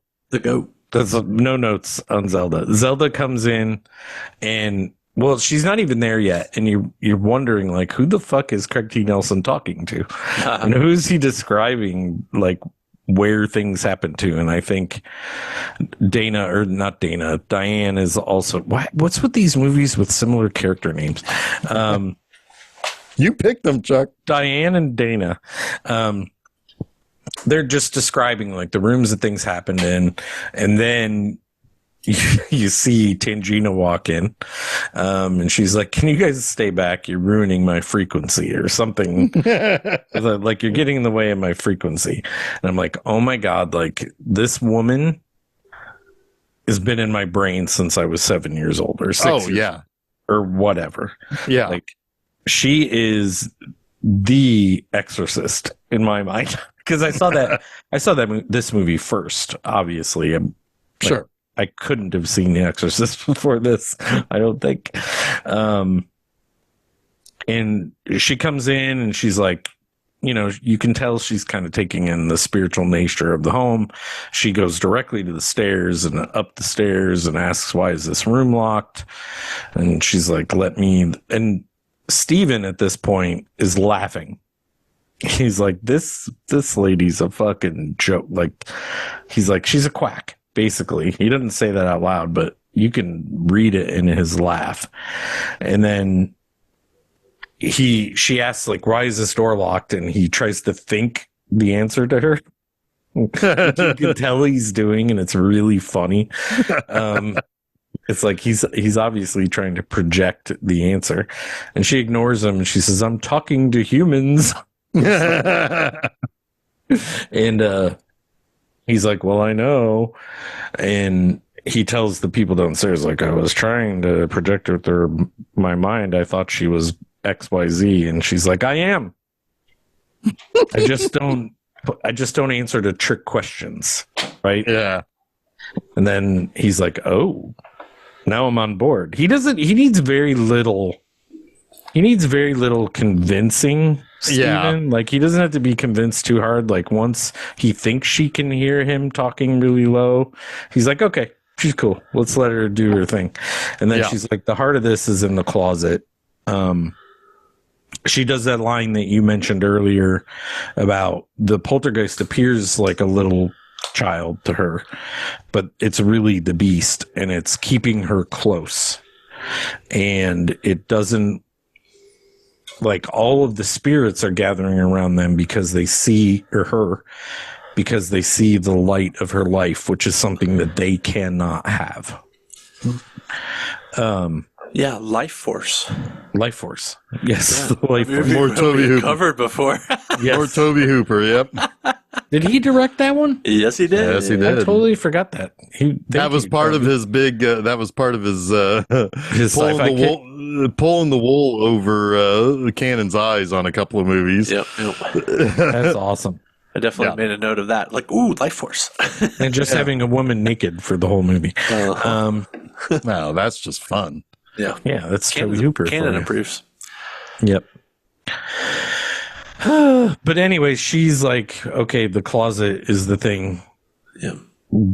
Everyone gather around. She explains that whole thing I talked about. And then she's like, get me some yarn balls or something and some rope. And we're going to go in and get Carol Ann. Have you talked about we're gonna. Yeah, that's right. She's like, let's go get your daughter. I think that's what she says. That's so good. Yes. The goat. Have we talked about the what? Goat. And that kind of introduces us to the last act when she says that. Now let's go get your daughter. Yes. And this is when the movie is just, it's good. I agree. It's good. It's not great. Totally it's agree, good Chuck. yeah. I 100% agree. Like, everything up to this movie is so great, and then the rest of the movie is like, okay, well, we gotta do something. Yeah, we got to wrap this shit up. Let's just tie a rope around her. And There's a throw lot her of into good the closet. effects. There's a lot of good effects, but your character development is done, right? Yeah. And you're relying on that and a lot of really amazing special effects to kind of get you through to the end of the movie. And it's fine. It's fine. It's good. But you're right. This is kind of the part of the movie, sadly, where I'm not all that interested in because I've seen it so many times. Right. It doesn't carry, you know what the result is, and there's nothing in it that you have to be there for. Yeah. And I don't feel the tension of it anymore. And no, that's fine. I mean, for a first-time watch, yeah, I'm sure this movie is like still very gripping in a sense because you don't know where it's going to go, but it does lose its weight. And I think it's over several watches. Yeah, and this is where I think Spielberg's writing makes the movie suffer because he goes kind of the action route instead of the actual spiritual route of getting someone out of this scenario, which could have been cool with like maybe not a seance, but something like that, like attaching yourself to the spiritual world instead of opening the closet to a portal that's there, which is fine. Again, it's fine. Yeah. I mean, so they tested that by throwing like the tennis balls in and the guys underneath to catch it. And so then they're like, okay, well, we got to go get her. And this is my favorite joke in the movie. Oh my God. It's like, go ahead, Jason. Go ahead, because this is great. Well, Zelda, that's her real name. Well, what's her name in the movie? Tangina. She's like, I'm going to go in. You're going to tie the rope to me. I'm going to go in and I'm going to get her. And the mom is like, it starts off with Steve saying, I'm going to, and he's like, no, you can't. You have to hold the rope. You have to hold the rope. Yeah. And then she's going to go in. And then the mom is like, well, no, you've never done this before. I'll go in. Wait, I'm fucking up the joke. No. Yeah, you are. Yeah, you are. Because Steve says, no, I'm going to go in. And she's like, no, you can't because you have to hold the rope. Right. I'll go in. Oh, yeah. Yeah, right. And then Tangina's like, no, you've never done this before. I'll do it. And then mom is like, you've never done it either. And then I love the look on her face and the beat she takes. She's like, you're right. You go in. It's like really great acting from Zelda Rubinstein because the look of realization is perfect. She's like, yeah, why the fuck would I do it? So good.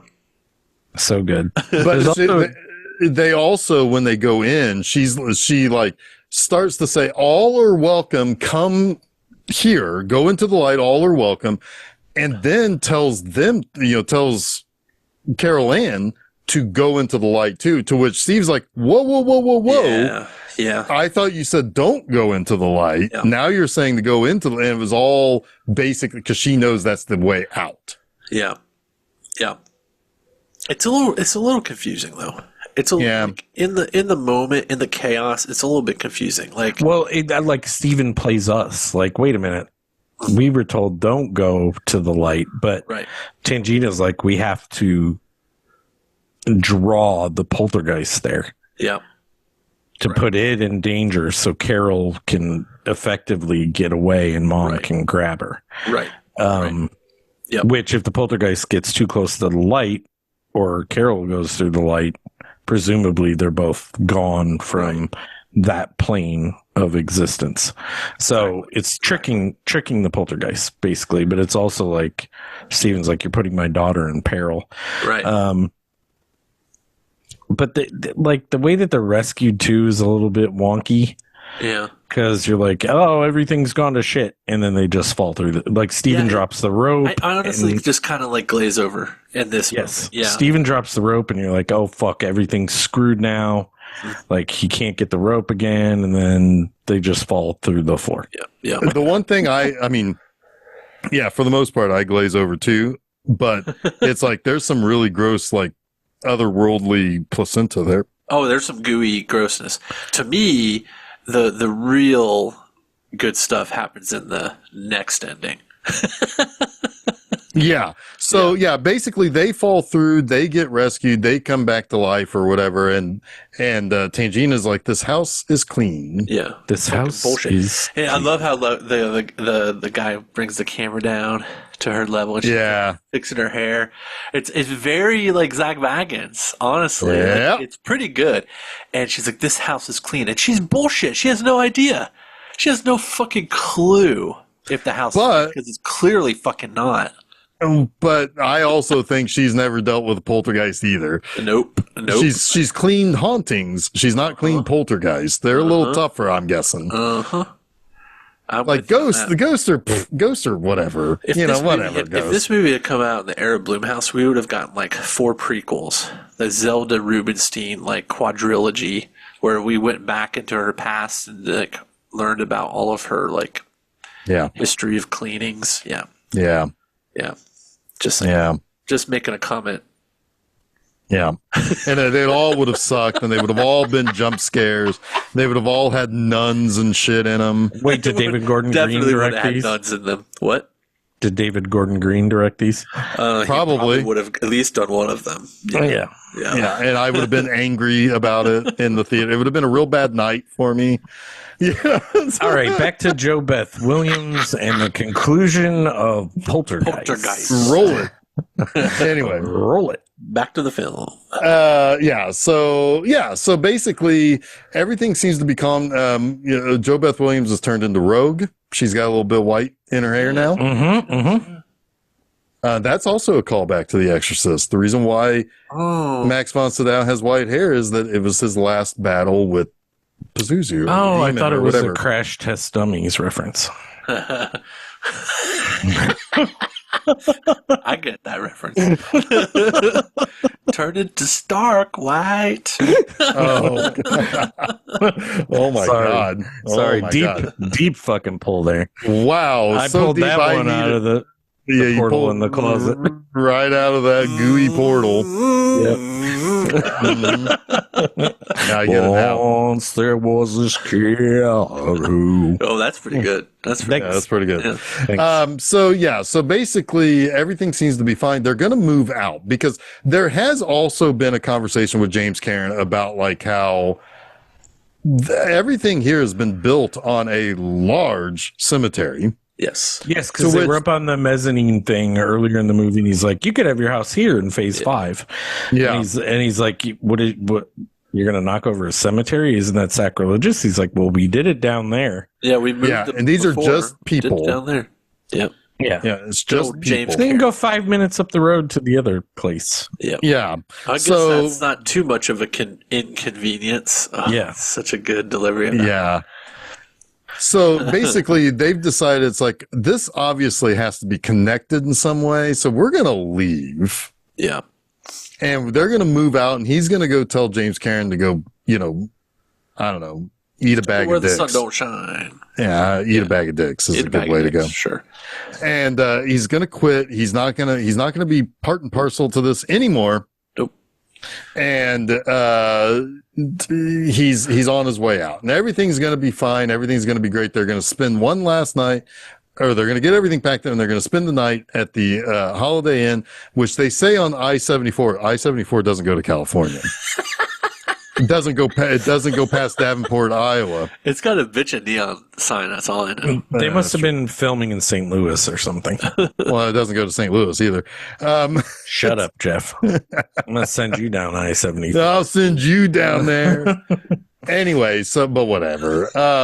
Who would have thought 43 years ago, three assholes would be talking about The I-74 drop. the continuity errors? Well, it's only because I live right next to it. Oh my God, when they send Robbie away, there's a really bad error where he disappears when the dog jumps into the car. Oh, yeah. Yeah.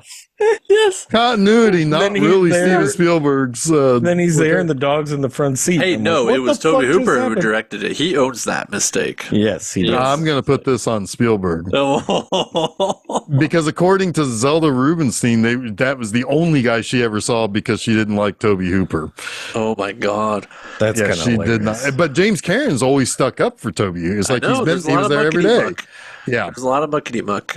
Yep. But they never ask any of the top stars. They don't ask Well, those they two. probably Two of them are refused dead, to answer it. so, Yeah, but they probably didn't want to. we're going to talk about the curse and about that whole situation at the end of the episode. Let's finish. So let's get All right. there. So, 'Cause this yeah. ending kind of sucks.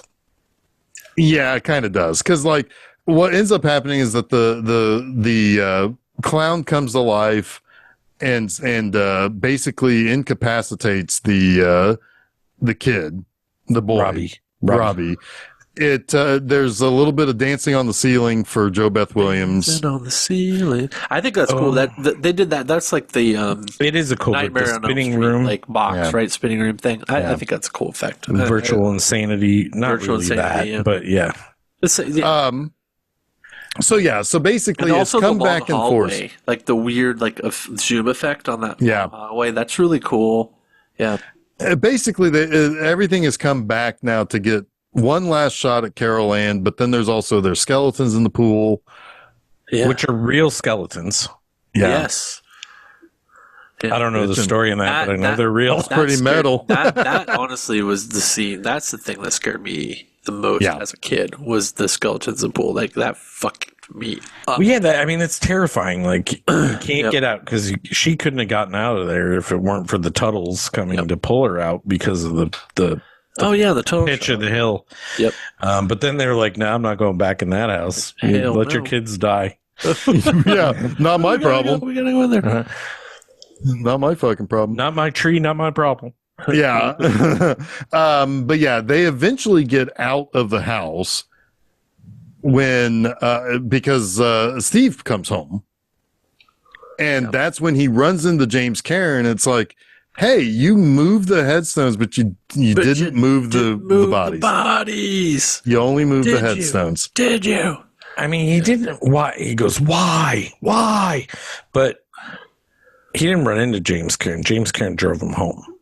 Oh, that's right. Yes, that's right. Yes, But it wasn't and then like all a the stuff was happenstance. yeah, and everything.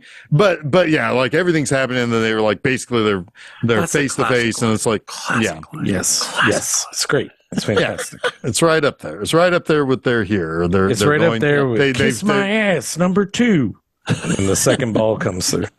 yeah, right. Sorry. So they That dude yeah is awesome in this. yeah. Richard, is it Richard Lawson? I think it's so. Yeah. Richard Lawson. He's so good in this. But yeah, so they so they basically get the kids out of the house. They get into the car. By the way, Dana is elsewhere. She's like hanging out with her boyfriend. Yeah. And she shows up and they're all like, drive, just go. She'll catch us.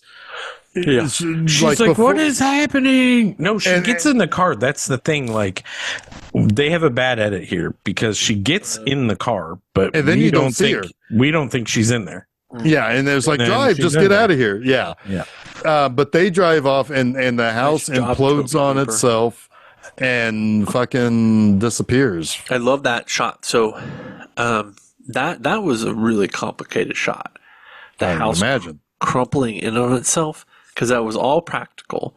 They built a miniature, and then they had a super powerful vacuum underneath it to suck it all underneath the ground. Yeah, like a Hoover.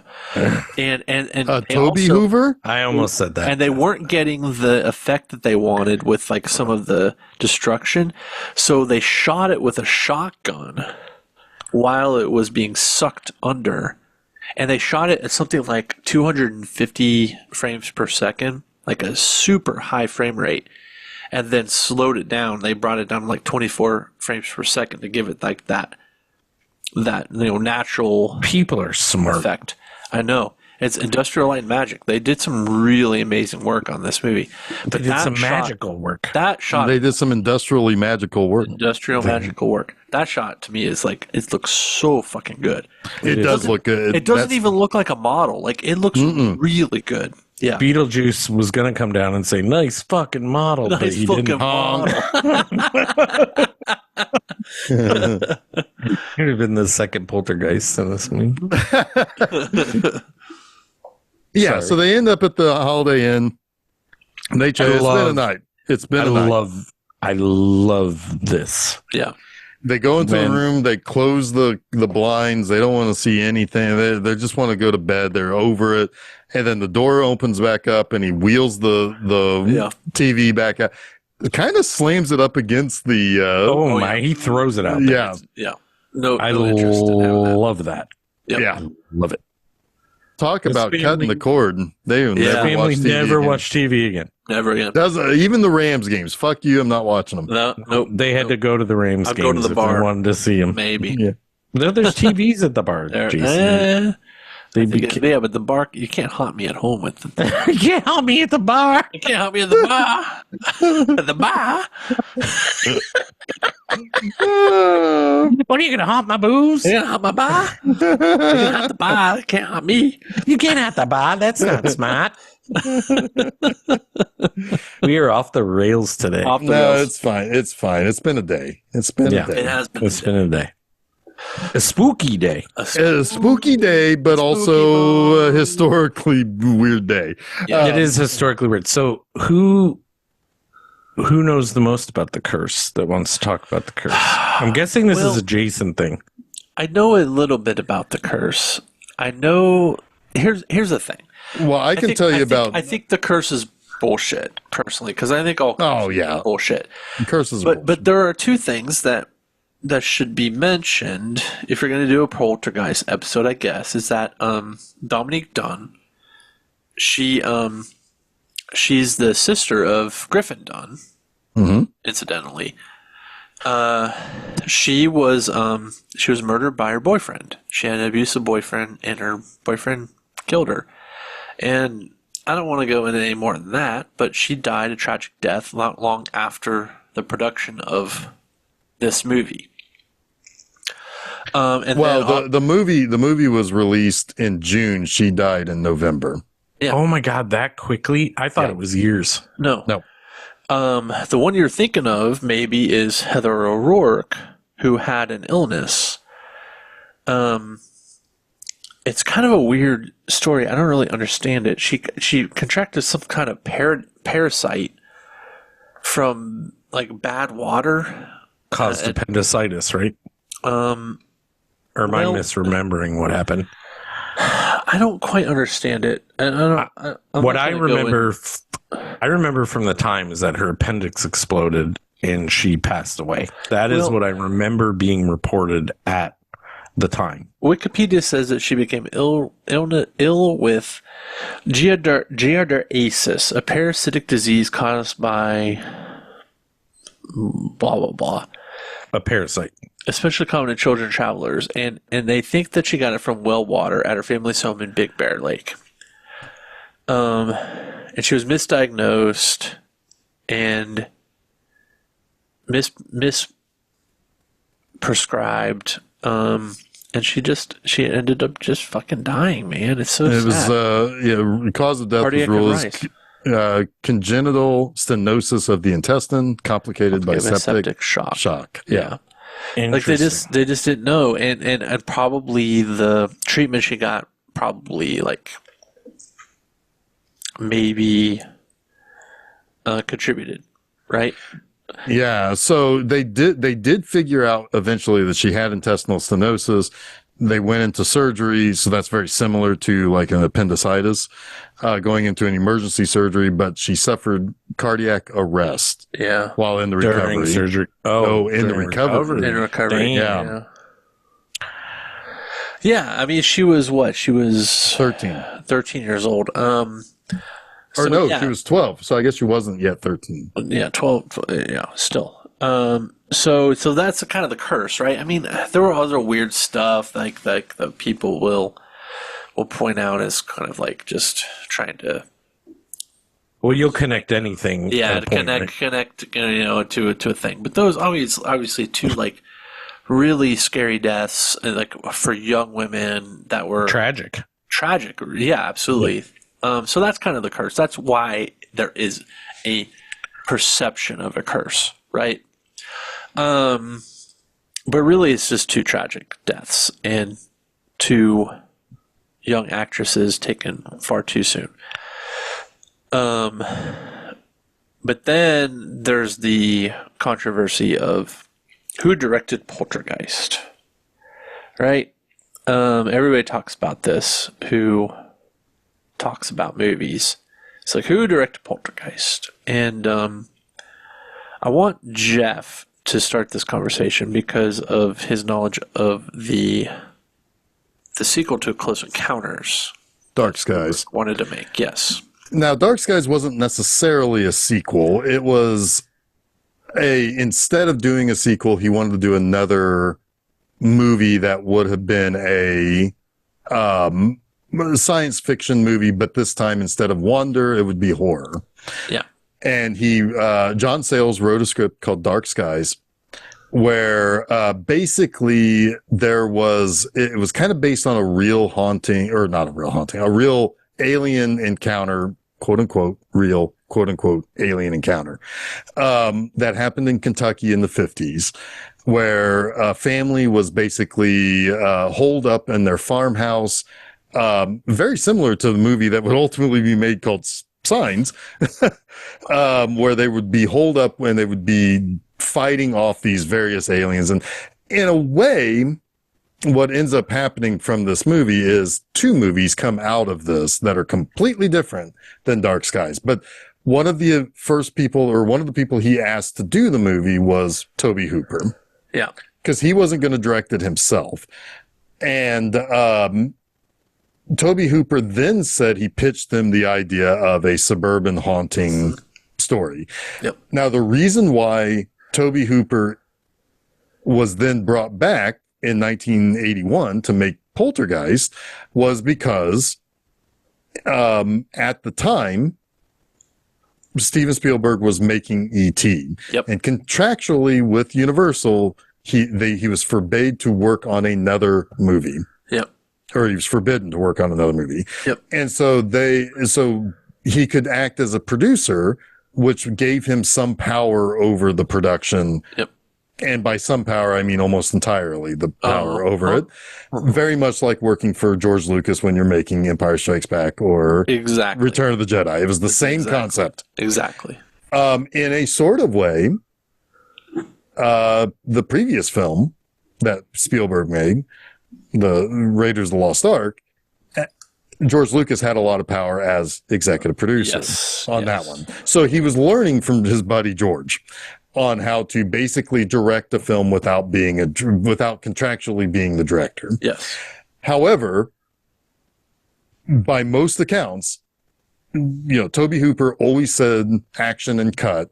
If there was anything that Steven Spielberg directed, it was pickup shots or if it was second unit type stuff, that all of the main movie was Tobe Hooper. Yes. Not everything on screen was Tobe Hooper, but all of the main scenes were Tobe Hooper. That Steven Spielberg didn't really just called the shots, but Tobe Hooper was the director. Interestingly, the two movies that came out of Dark Skies was E.T., so there's your Alien movie, and Gremlins, because all the aliens of Dark Skies had personalities like the Gremlins did in Gremlins. Thank God for that, then. Yeah. But that's another movie where Steven Spielberg had a lot of control as producer, even though it was Joe Dante's movie. So, yeah. You sounded like the Anima Man there. Yeah. When you told It that. was very animate. Yeah. A couple things. I would say that Spielberg. There's this somebody gives this 4 poops. I would say that Spielberg directing Raiders of the Lost Ark was not somebody learning how to direct a movie. No, I was learning how to work within the system that George Lucas often used for those Producing. Okay. to producing, direct the right? movie. Where exactly like how to direct a movie as a producer. Okay, Yes. fair enough. That is very true. Yes. Yes. Okay. Thank you for that. Because George Lucas has a lot of control over the Indiana Jones movies. Sure. Most people don't realize that because it's Steven Spielberg. But it's, seeing somebody you're right, from that POV, being able to exhibit that kind of, or implement that kind of control, yeah, it makes perfect sense. I agree wholeheartedly. I don't believe that Poltergeist was fully Tobe Hooper's vision, right? I think there's a misconception here about what is a director and what is an auteur. yes. And I think that when people quibble about whether or not Tobe Hooper directed Poltergeist or not, it is that distinction. Yep. Right? And there are, I mean, in the history of film, there are probably hundreds of thousands of things that have been directed by someone, appropriately credited as directed, where it was not their vision. They were just told to direct, and they added probably a little bit of their style and their flair, but they did indeed direct the thing, right? Most television is that way. Oh, absolutely. I mean, there's so many television series there's a showrunner and there's the directors and the writers, and they are being given the direction from the showrunner. So without getting into all of the tit and tat and who said what, which you can read about on Wikipedia, I believe, yes, that Tobe Hooper, to the letter of the definition, directed Poltergeist. But I also believe that Poltergeist would not have looked or felt anything like it looks like today if Spielberg had not been involved. And the Jerry Goldsmith soundtrack is 100% a very Steven Spielberg-y thing. It's Goldsmith, not Williams, but still, it's that same feeling. Yep. I also think that maybe some of the creepier stuff Tobe was like pushing on. I think to give him credit for creative stuff, I think that, he probably pushed on some of that. Obviously, we talked about the steak scene. Like, hey, man, let me get some creepy stuff in there, right? Like, I want to push the envelope. And it was Spielberg, as a producer, pulling back a little bit because he knew the game. And who the audience was. And that, too. Right. Well, he knows the economics, right? Yeah. Well, here's the thing about how can we get this movie in front of as many people and make it a blockbuster? Which it was. It was like eighth in 1982, a packed fucking year. It was like eighth. Yeah. Box office. It made a fuck ton of money. Yeah. Can I just weigh in on this real quick? Yes, please. Yeah, real quick. I think Kurt Russell directed Tombstone. That's all I got for this. Oh yeah, yeah. I mean, very possible. It's a similar situation. I know. Yeah. We talked about that in the Tombstone. Yeah, I was being a little bit funny. Asterisk. Check out episode go back number. And check out the Tombstone episode. Yeah. The thing is with with Dark Skies also, Dark Skies was Steven Spielberg's the now classic Film Seizure episode. First or second appearance, I don't know. Yeah. I'm sorry to interrupt you, but I had to. The Now classic, because you always do that with those little boxes. Yeah. Now classic episode or issue. Yeah. Yeah, and then you'd have something like Cowboy Hat Chuck. With right. as the editorial. Sorry. Sorry. The other thing about Dark Skies was that was going to be Spielberg's attempt to go into more straight horror as opposed to Jaws and Duel. Mm-hmm. And while obviously there's jump scares, there's scary things in both of those movies, and there are elements. There's a suspenseful feeling to the first half of Close Encounters of the Third Kind. The second half of that movie goes into more of the whimsy.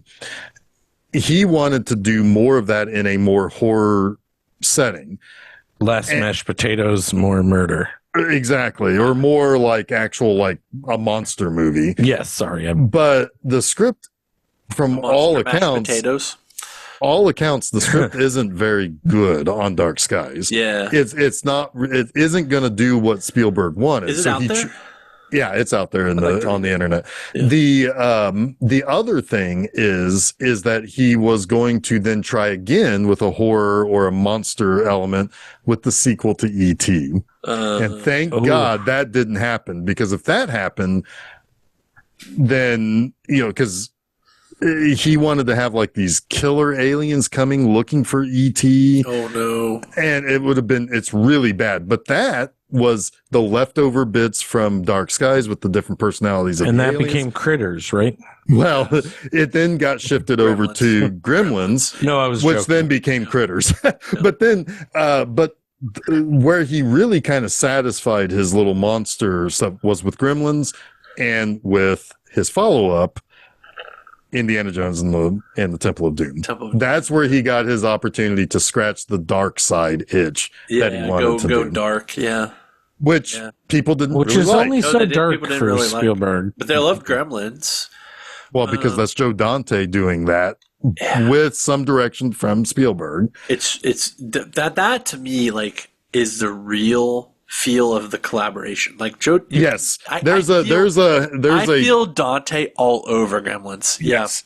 And certainly Gremlins too. Yeah. But that's Dante going wild. Yeah. That's Spielberg knowing what he's got there with that, and they meshed well together. Yeah. Yeah. Hooper and Spielberg probably didn't, but at the same that's time, not a good match. Yeah, it's not a good match. But at the same time, it's close enough to make this movie really good. Yeah. Yeah, it is. It is. It's a good movie. It's I dare say it's a great movie. It's so influential. Like there's so much. Like Blumhouse has made a fucking $1 billion ripping this movie off. Like legitimately, it has. That's not even up for debate, I don't think. It's this and Blair Witch. Yeah, that's their template. Yeah, so, I think. So yeah, obviously it's a successful movie.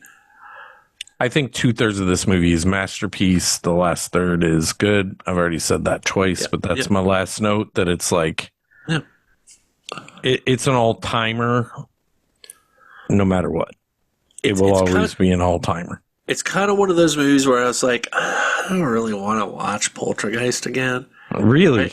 I didn't really want to watch it for this. I was kind of like, man, of all the movies we were going to watch, I was like, this is what I was least excited about because I've just seen it so many times and so many recent times. But again, that first 2/3, it sucks me in.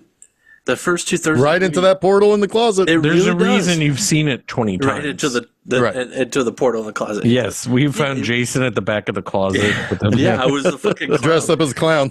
You're a clown. But really, that's true. I mean, you know what's funny about this? I'm going to tell this. This is a true story. I watched this last night. It was late. I knew I had to get to bed. But I was, man, I got to fit this movie in because I got to record this tomorrow. That's my life. And I was like, and I watched it last night, but I got to the last 30 minutes, right when that moment, I was like, let's go get your kid back, right? That moment, I stopped it. And I was like, you know what? I'm going to watch the rest tomorrow. You knew. And I did. And I watched the rest today, like just right before we recorded. And yeah.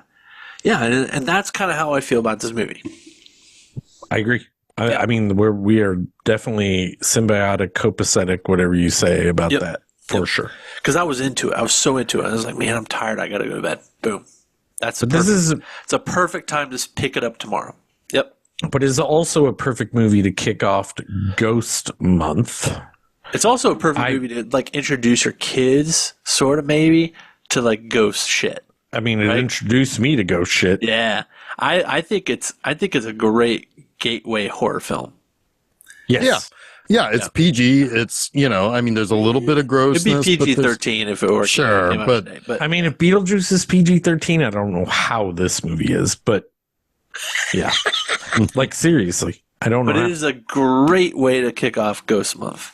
Or I don't know how this movie is not if Beetlejuice is PG-13. Yeah. To clarify. Yeah. Fair. Right. Yeah. Fair.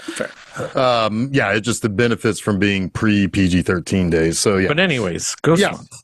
Ghost Month is so we are off and running. It's no, this is a good I mean, great way to start it because it's the popular one, it's the gateway one, it's the it doesn't even really require October to be viewed because this was a summer movie when it came out. So makes sense. Yeah. Next week we got more ghost stuff. I hope so. From Ty West. Yeah. Ooh. Yeah. It's The Innkeepers. This is a new one for me. Yeah. Haven't watched Me too, actually. I'm kind of curious about this. This is a movie I like a lot, but it's very like slow. It's Ty West, huh? It's a bit of, like, you're right. It is like that early Ty West where like House of the Devil. Yeah. So I'm curious to see what you guys think of it, but I really like this movie. And what I really like about this movie, well, you know what? I'm not going to say it because I want. Okay. Well, yeah, because we're going to do a whole. I pretty much like everything like the Ty West has made that I have seen. I like everything. I'm excited. I'm excited to talk about this one. Yeah. We'll get there. We'll do that. We'll get there. So that's going to be October 8th. Go over to filmseizure.com. That's where you can find all of our various social medias, our places where we have the show available to you, where you can subscribe, all of that good stuff. This upcoming Monday, it's Spooky Month at Monster Mondays. Not that every month isn't Spooky Month, but it's a little spookier because it's all either Halloween specific or found footage movies. Oh, that's fun. Oh, that's fun. And I kick things off with Hell House LLC Part 2. Yeah. I've only watched the first Hell House. The second one's pretty good too. I haven't watched the other ones. I know it starts to dip pretty fast. But yeah, it's the first one I liked a lot. The first one's really good. The second one I like. First one's really good. Yeah, I like the first one a lot. I like the second one. I like the second one. I like the second one. Okay. Yes. Okay. Fair enough. Yeah. So that's going to be all the same places. Filmseizure.com. Got a fun month of stuff there. At my website, bmovieenema.com. It's October, buddy. What? It's more. It's more tradition. It's more. I mean, October 2014 was the start of B Movie Enema, and we do things very spooky in October at B Movie Enema. This month I've got blaxploitation horror films. Oh, nice. Are you doing Blackula? I've already done that one. Bloodsucker Jones. Huh? No, Bloodsucker Jones is. Oh well, no, that one will eventually be there. Yeah. But Ganja and Hess. Ganja and Hess is what I'm kicking off with. Fuck yeah. Really deep cuts for blaxploitation horror month. Oh, cool. One of which is not really even a horror movie, but it's existentially horror if you are not black and you are racist. Oh, what? Oh, I'll tell you guys offline what that's about. So yeah, go over to my website bmovieenema.com. You can read my review of Ganja and Hess. Fantastic performance from I mean, just from everybody in that movie. It's just classic. It's a great, weird little vampire movie. Yeah. You know, Spike Lee remade that. Yeah, and I hear it's bad. I hear it's very bad. I don't think he has a very good record with remakes. probably not. But no, anyway. All right. So until next week, I'm going to float away in my ghostly. Whoa, I'm gone. I'm Jeff Arbuckle. I'm here. Ooh, I'm Jason Oliver, and you've been listening to Film Seizure. Spooky time. Mm.